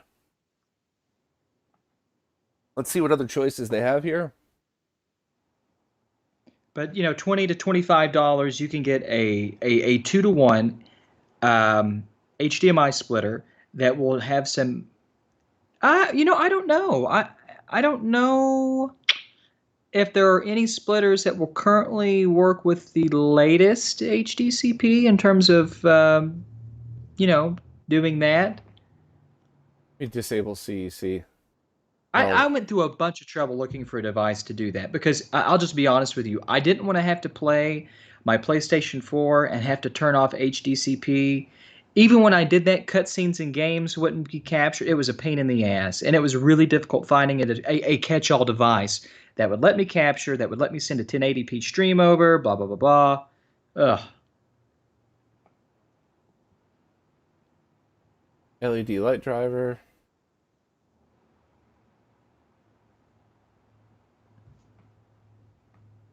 Lag tester. Activate lag test and connect the sensor facing down on a black square. All right, so Give it a shot. yeah, let me grab the sensor and then let Bob, you me. want to do a lag test? We all know how good he is at those with his inaccurate lag tests. Oh man, that always cracks me up. You know how many people tell me I've been doing it wrong? That one crazy guy who's made like Yeah. 6 videos of I'm gonna plug a retro tank into something else, back into this through the SCART to HDMI, and it works perfect. Bob's lying. Like I don't Well, understand what any of I, that is. I, I would rather hear that than somebody say, I played the fucking game. True. You know, True. my goodness, what a metric to use. All right, lag sensor. So Okay, Bob, we got an overhead view. We can see your beautiful thin hands. And Bob, I see that jizz stain. You still haven't cleaned that off of your desk there. I don't even know what just. Oh, that. That's what I was talking about earlier. Oh, that was That big flux. huge. No, that's flux or Yeah. something or burned. Yeah. I don't know. There's lots Was of it, burn marks on this. Whatever. was it natural flux? I'm just curious. Don't judge me, bro. Oh God, he's touching it. Uh,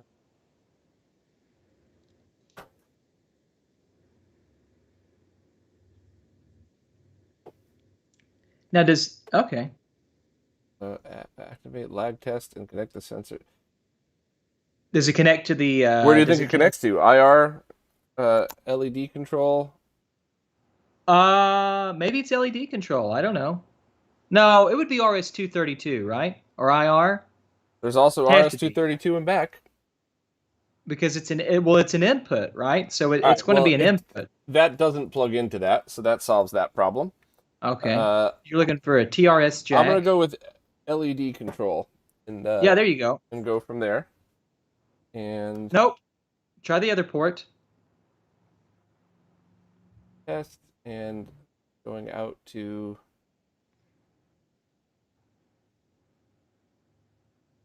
Yeah, I'm not seeing anything on screen. I mean, I know I'm using Well, my capture card, so there's going to be a million frames of lag here, but it's not. Wait, activate lag test on, start test. and you're supposed to put on a black square on the display. Yeah, that. You're supposed Oh, to so it's a place. photo. Okay, so it's a photo transistor. It's going to respond when it sees light. Okay, just like the. Correct, but oh, there it goes. Okay, so that's actually going through the data path, not. That's the Avermedia, that's the data path. So the lag test. Okay, Well, that means the lag test can only go up to 1080p. That's interesting. All right, well, let me. that's kind of a waste. I'm not being mean, but that's kind of worthless.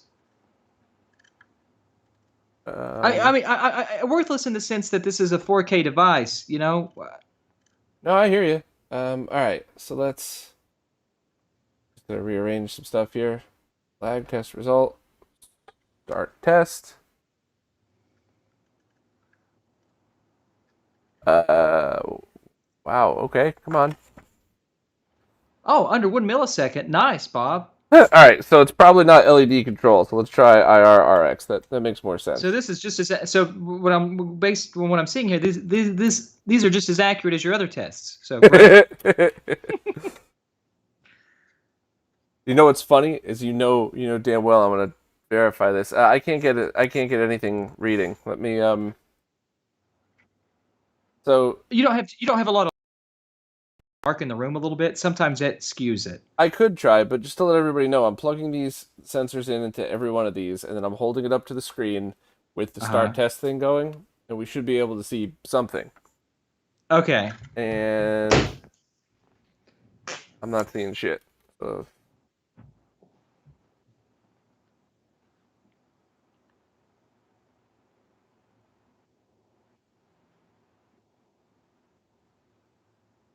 yeah, not a damn thing. Nothing. Bob, I mean, have you thought about looking at the documentation?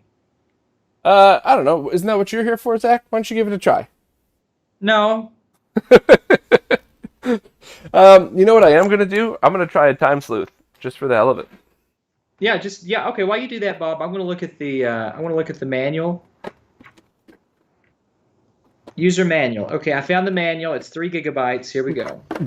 So, Bob, what you want to do? I've got it right here. Okay, are you ready? Yeah, I can't wait.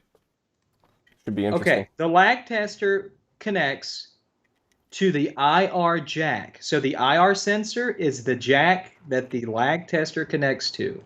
Okay. Okay?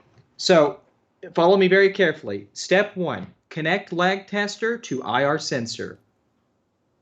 Okay. Step 2, enable lag test mode via web server. Okay. Step 3, stick the lag tester on the video boxed area.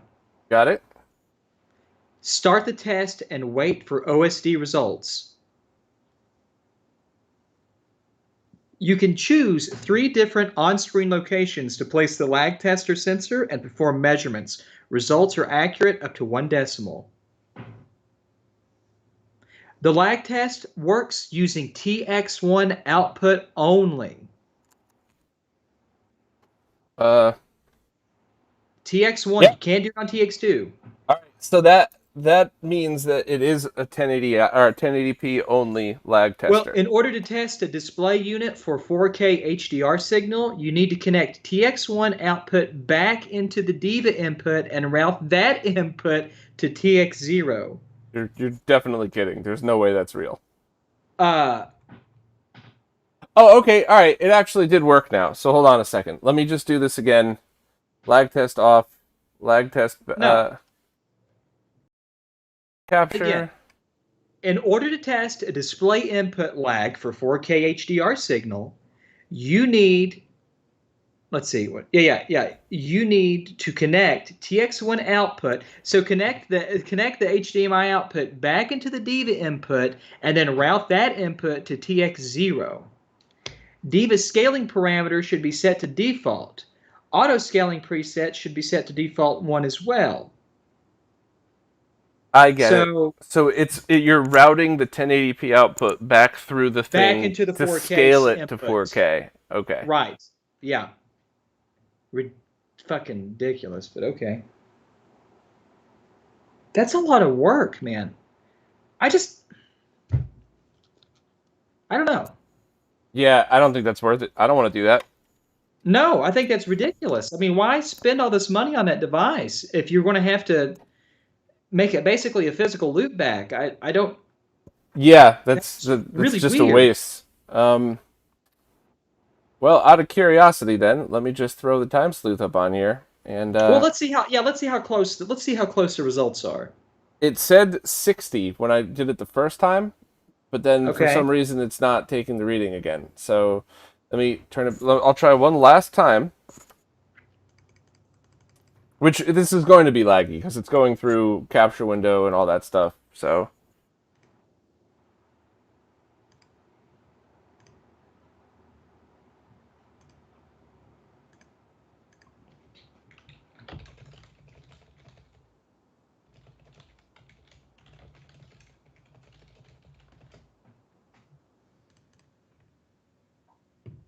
there's nothing happening on screen other than the flashing. Yep, that's what I see. I see the small boxed window. There's also nothing coming out of the other HDMI output at all. I have both. All right. Lag test result measured average lag 111.2 milliseconds. So we went from 60 milliseconds to 111. Do you think the input latency is variable on that capture card? Definitely. There's going to be a lot of weird crap that has to do with it. I was just kind of curious as a silly control test. So now I'm going to plug in the time sleuth.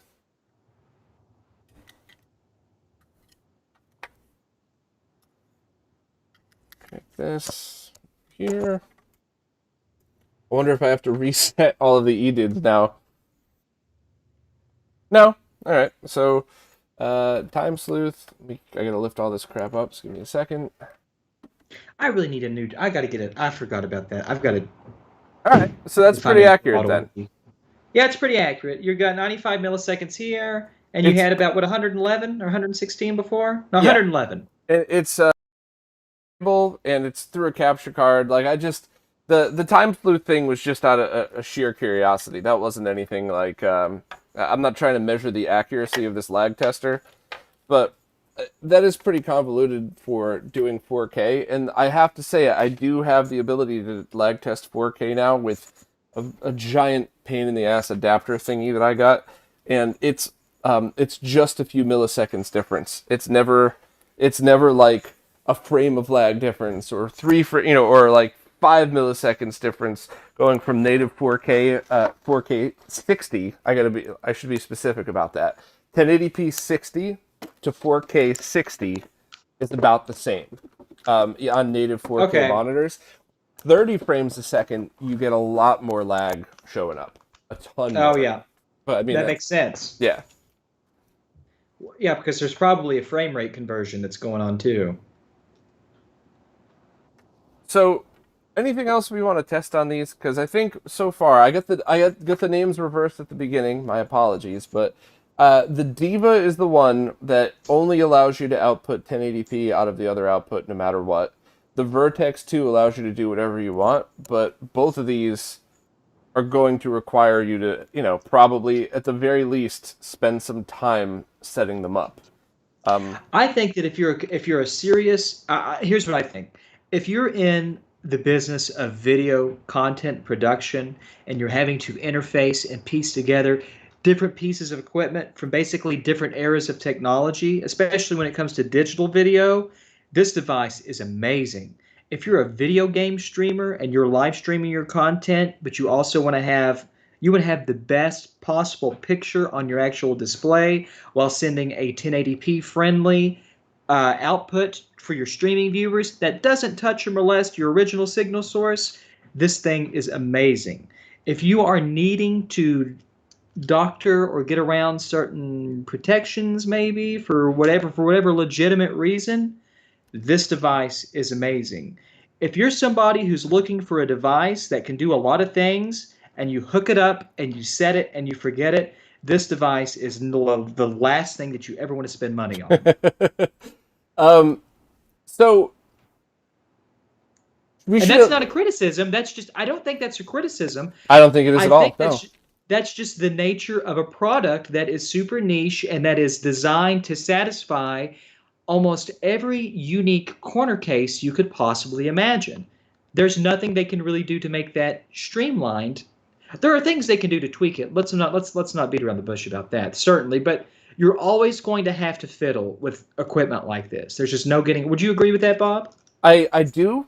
And on top of that, I actually think that if that's the use case, it's totally fair. I only think that I just agreed with everything you said basically. As long as it's made known that this is by it's like by Linux people for Linux people. It's the same exact type of thing. If you don't know what you're doing, you shouldn't use this thing. If you do, like I could see Arturo in tech loving this thing. Like Yep. absolutely going nuts over all the control. Especially with how advanced their streams get.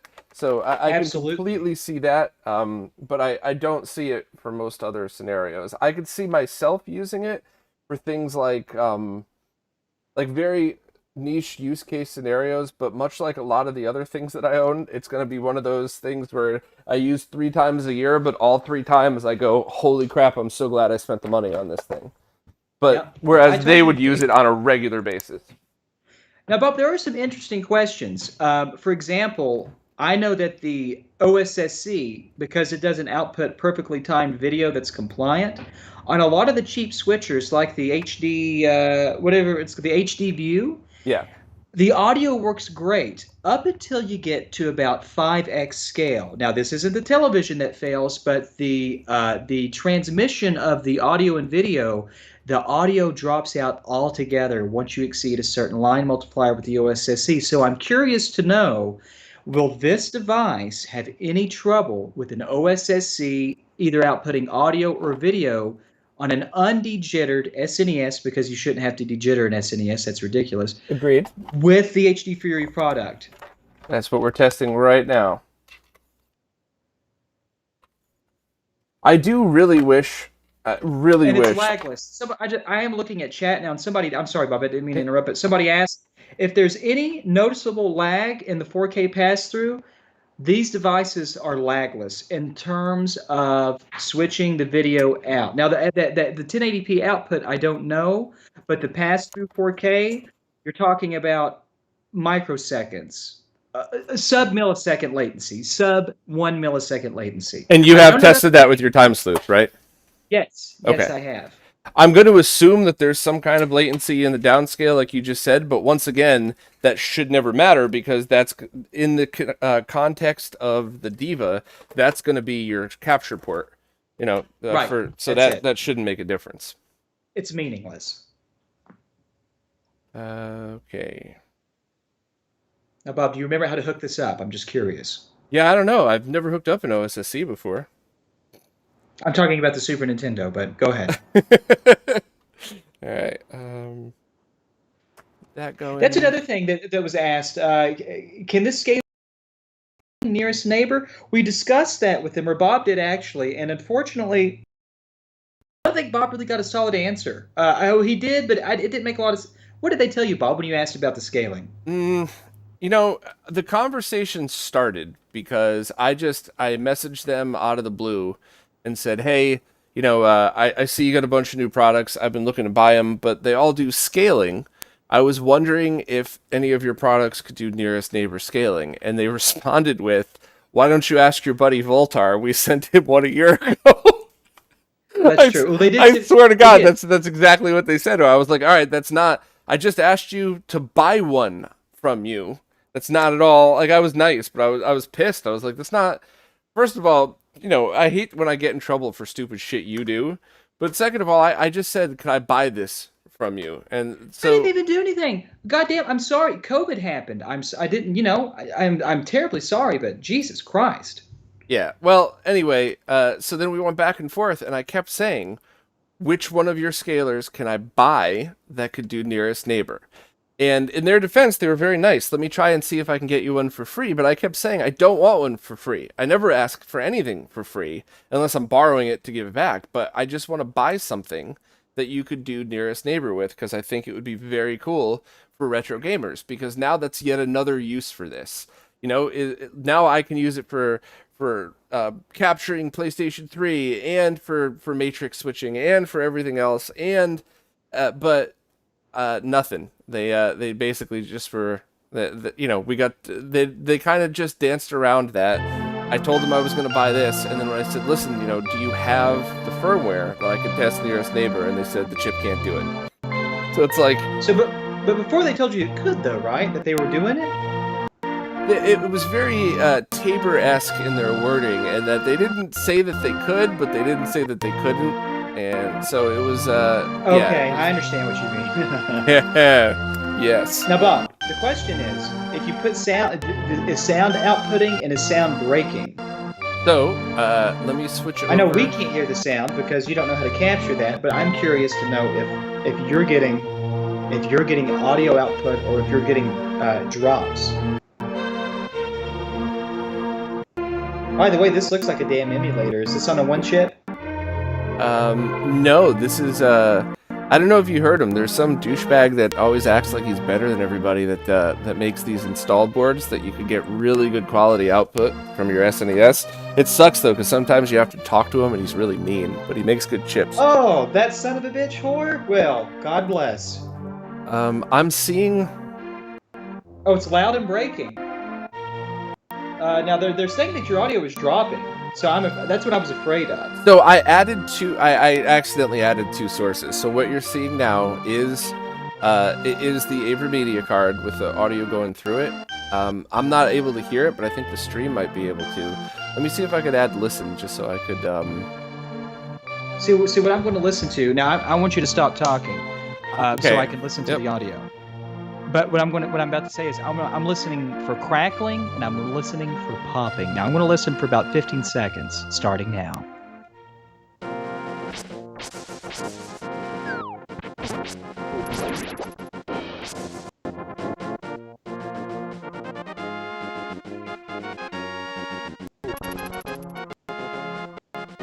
Now it's dropping. Yep. It's dropping. Yep. Very true. Now that is not a problem. Just to clarify, that is not a problem. Oh, wait a minute. I'm sorry. Is this with the Avermedia? This is with the Avermedia. Yep. Can you switch to the data path? The Avermedia does this. Oh, The Avermedia does this. Can you just switch to the data path capture with? Oh, but you can't do audio with that, can you? I can. You're just gonna have to give me a second. Or give him just a minute, because another thing to note, guys, with the GC5 Gamer 4K Avermedia capture card, with an undejittered SNES or NES, it does drop audio when you get beyond line 3x. It doesn't drop picture; it just drops audio. All right. So Bob is now use a external USB card, and he's just going to quickly, in 4 hours, install the fucking driver for us. No, driver's already installed. This takes about 20 seconds. But what we need to do, though, is we just need to verify. We know that the data path doesn't drop. Well, the data path doesn't drop anything.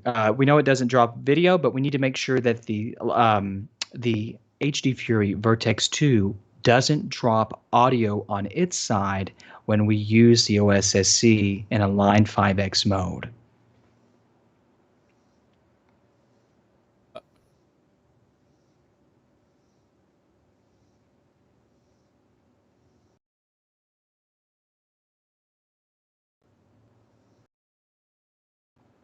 Can you still hear me, Zach? I cannot hear a damn thing. Uh-oh. Bob, I don't know if you've muted yourself or if you're just looking at those horse pictures again, but we can't hear you. Well, that's not good.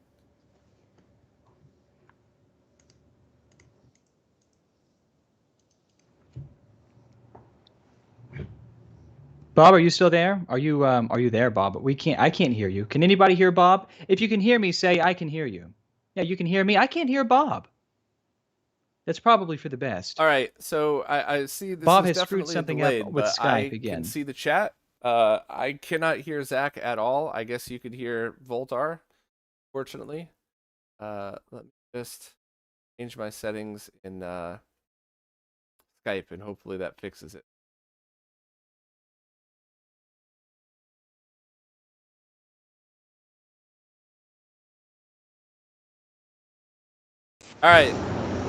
All right, Zach, I got you. Did you answer? I did answer. You're back. We're live. Don't you? I can't hear Bob. If you guys can hear me in chat, say yes. I can hear you. Hold on. When I added the new audio device, it messed everything up.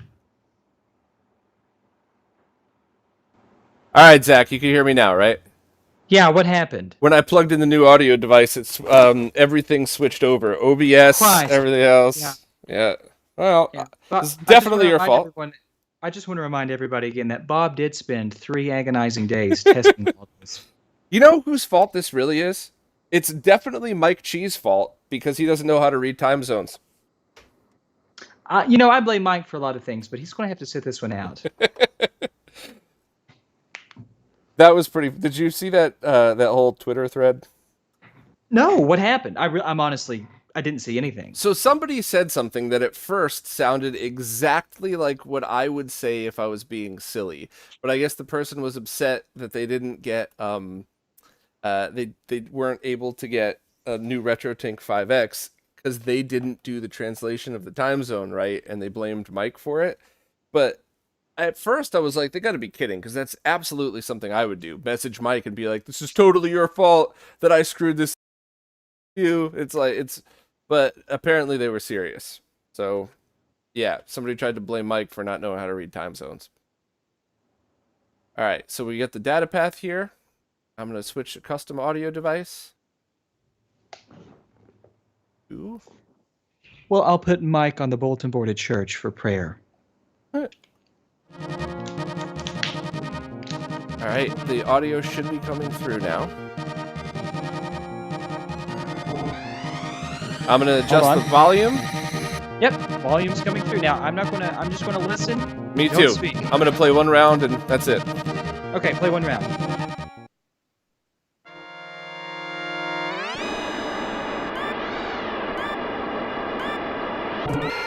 Yep, we're set to line 5X. God, this looks like a goddamn emulator. It looks so good on me.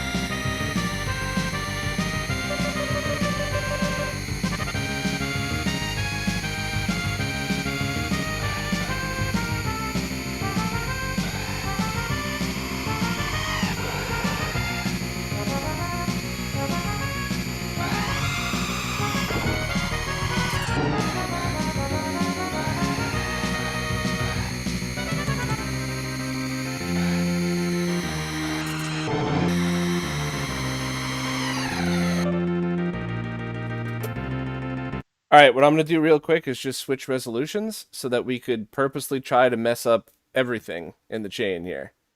Okay. Well, so far the audio is perfect. Yeah. I'm going to walk through all of Shoot. them. That way it'll confuse everything. Pass through. Back to line 5X. All right, Yep. I'll turn the volume up and let's play a couple more rounds just to see.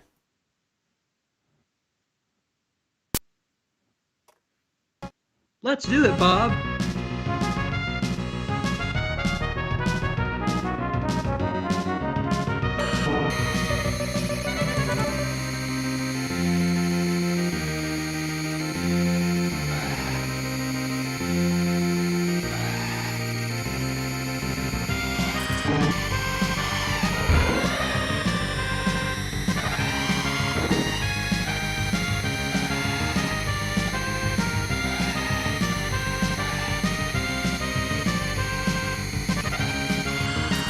Yeah, this is perfect. I don't see any trouble. Let me just finish one more lap and go for it from there.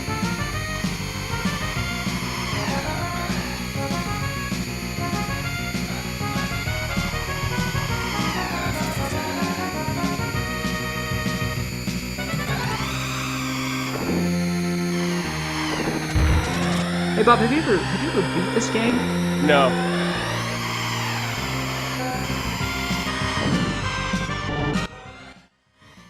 All right. So, no, I think I have a long time ago, but the beginner mode of that, not anything else. The only thing that happened was the audio desynced, but that has nothing to do with the capture device or the switcher. That has to do with the way that we're capturing audio and video with two independent devices that aren't frame locked. Yeah. Yeah, exactly. Has nothing to do with anything that we're testing.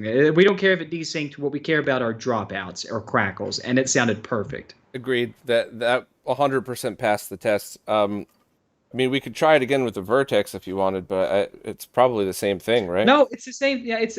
I don't feel that that's necessary.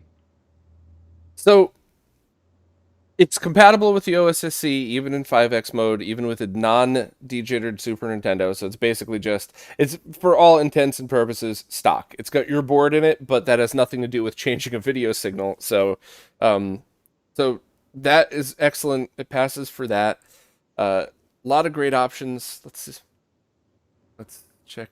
Yeah, fantastic. If you're willing to fiddle with it, and if you have the needs that need to be met, and you're willing to spend the money, there's nothing else in this device's class at this price point. Period.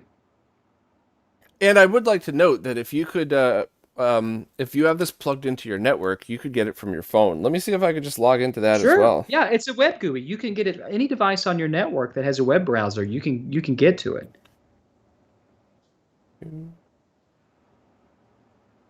You know, I heard. Never mind. Never mind. Uh-oh. No. So No, it's I'm not, I'll show it on camera. So it's not formatted for cell phones. So that is kind of annoying. You'd have to like, Oh, really? yeah. I mean, No, they could fix that. They should fix the web server, guys. Come on. yeah, I guess if you have a widescreen view, it's not too bad. But it's, yeah, they should at least put that. Let me see if I can get this on camera. Zach, if you ever wanted to text me a nude, now would definitely be the time to do it. Oh, oh no, that's okay.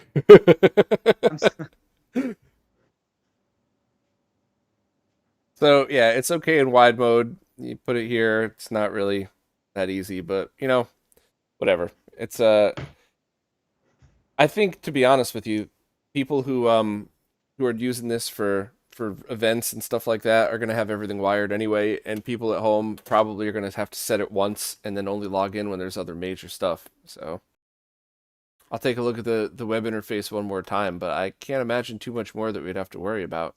No, I listen. I think that's yeah, for sure.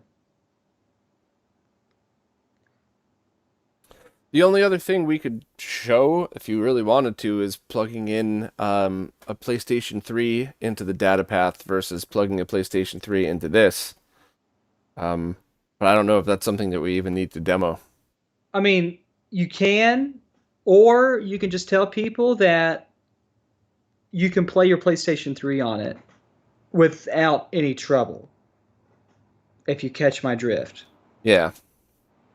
You know, Okay, I don't you think could that's something we need import to. and export configurations. That's always a big help for stuff like this. So if you spend a lot of time getting it perfect, like I could imagine tech doing something like, Brooklyn Video Games config, or, next level config, just because they'll bring it and have it all set up for their preconceived settings on that, or pre-configured settings. So that's Yeah. a decent feature.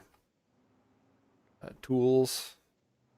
HDR to SDR conversion for TX1. That's important if that's a capture card thing that you need to Yeah, do. very important. If you need to tone map HDR to SD content, you can, or SDR content. That's a really big thing, actually.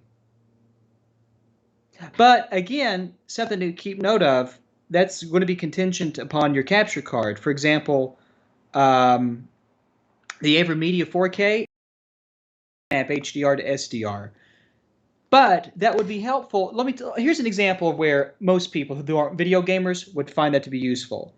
You've got a brand new 1080p Blu-ray HDR 10 plus Blu-ray, but you've got a wonderful 1080p projector that's 6 years old. It doesn't support HDR. Well, guess what? You can now output HDR content that's color converted to SDR tone mapping projector or an older television or older computer monitor without having to do any sort of weird, funky ripping or modifying of the video files. That's where that comes in handy for legacy equipment. Yeah, wow, look at these features too. Macro controls, so if you automatically detect a certain picture mode coming in, you could automatically have it do something else. Very, very useful. Very useful.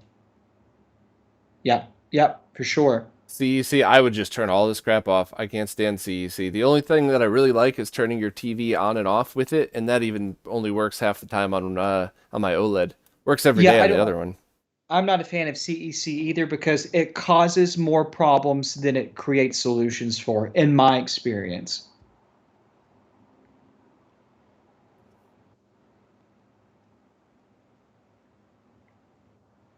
Yep, you could turn the OSD off if you don't want to see that in the Vision. in your actual video feed.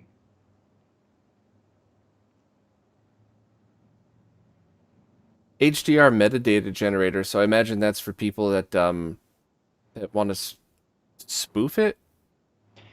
Well, yeah, it's yeah, exactly. If you're sending it to a device that doesn't, yeah, for sure, it's to doctor it. It's what they call doctoring. We don't use words such as spoofing or ripping or cutting or stripping anymore. We use doctoring. Okay.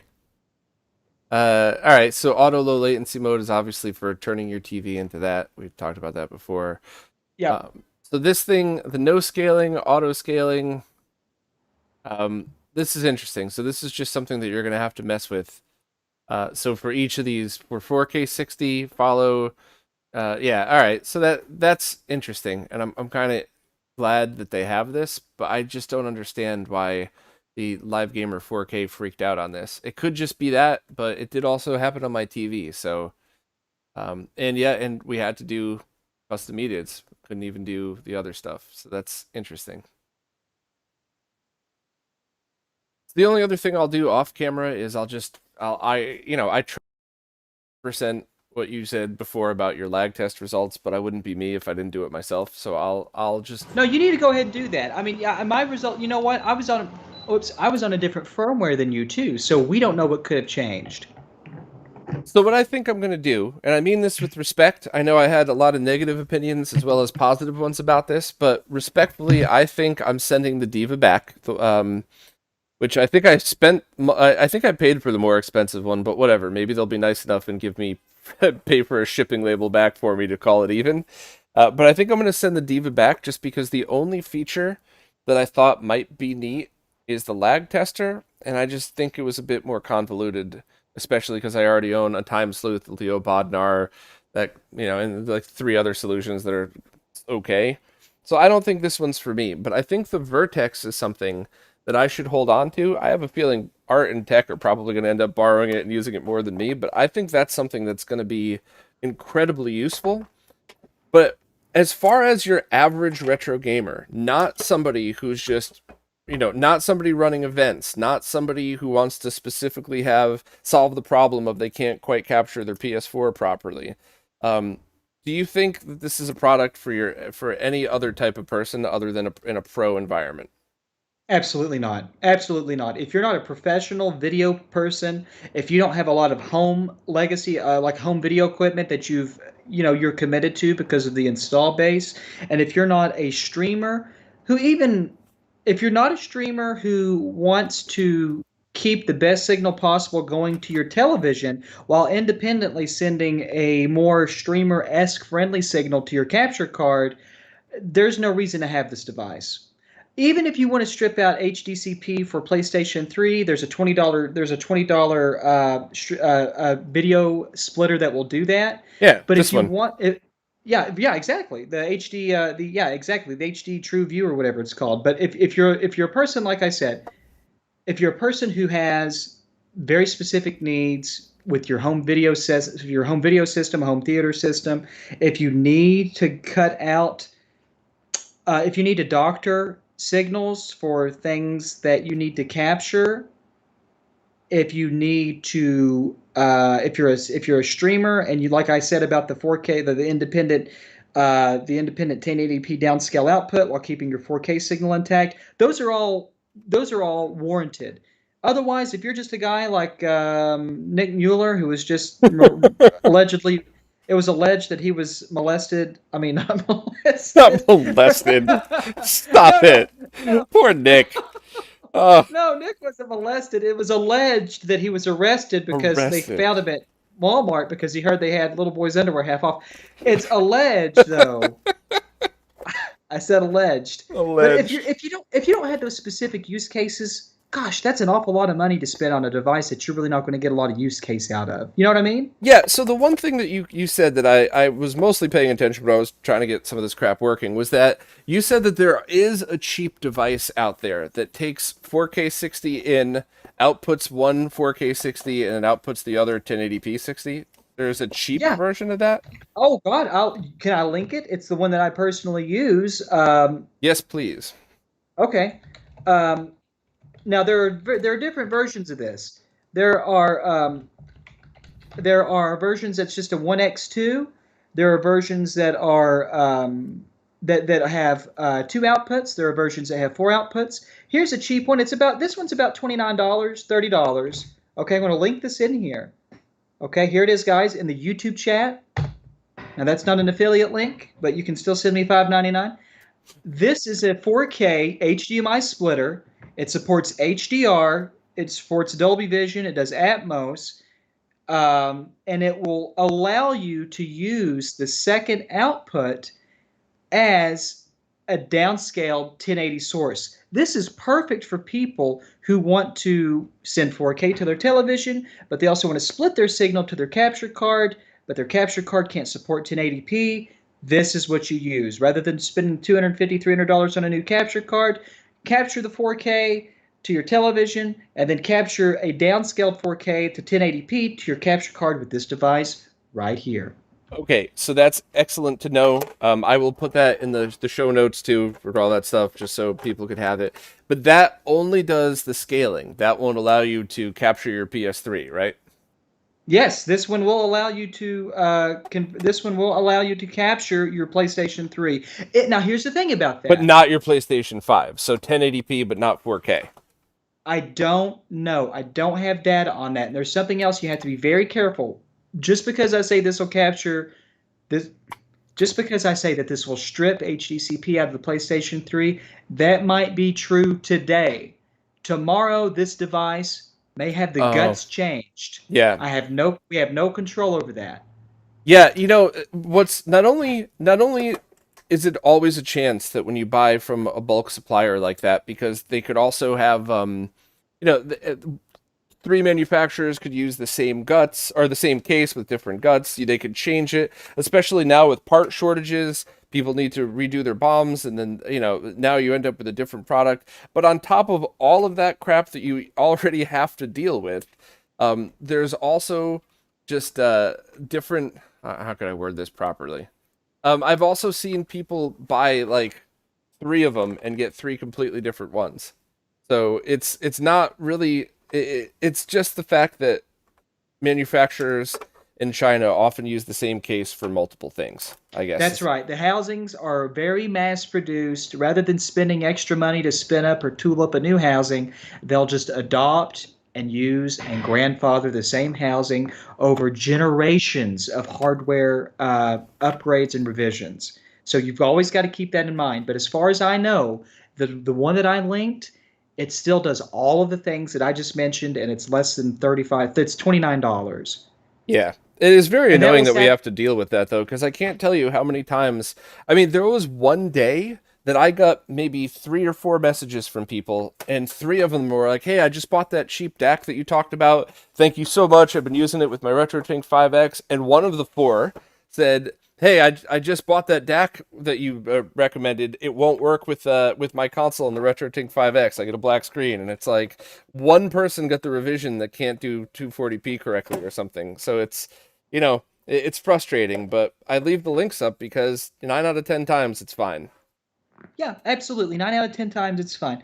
And really, if you're a streamer, if you are a streamer and you need to capture, you want to get 4K to your television, even with HDR or Dolby Vision, but you also want to you've only got a 1080p capable capture card. That $29 device is going to save you a lot of money and a lot of time. It's going to do exactly what you want it to do, and you don't have to spend necessarily $400 on a device that does everything else. But the point is there are options for everybody's budget as far as I'm concerned. You can get the expensive thing if you have more feature-rich requirements, or you can get the cheaper, less expensive thing here for 29 bucks if you just need to do a couple of things and that's all you need to do. So I think that's a perfect way to end this. If you just are looking to do any one of the things that we demoed today, buy one of the cheaper ones.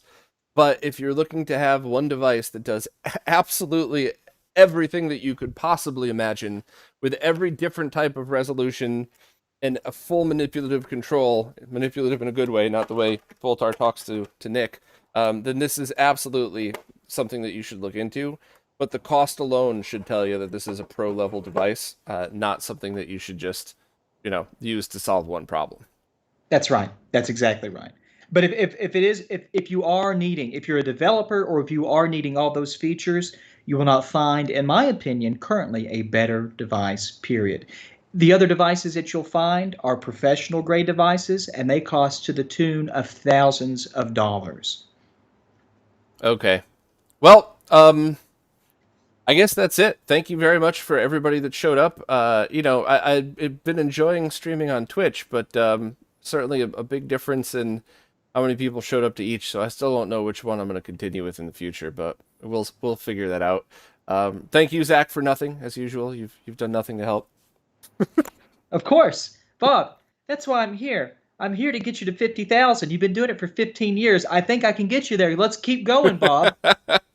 Honestly, though, thanks, Zach. I mean, Yeah, you bet. I'm I glad I could always be here. yeah, all these things, like, it's always nice to have somebody else sitting next to you, because whenever something goes wrong, I'm always like, oh man, what could it be? It could be 50 different Absolutely. things. So it's always cool to have somebody to help. So thank you all for showing up. Don't forget to like, subscribe, and all that stuff that YouTubers are supposed to tell you to do. That whatever. Infowars.com. www.nixmustache.com for all questions and the future things. But thank you guys very much. Thank you, Zach, and we'll talk to everybody soon.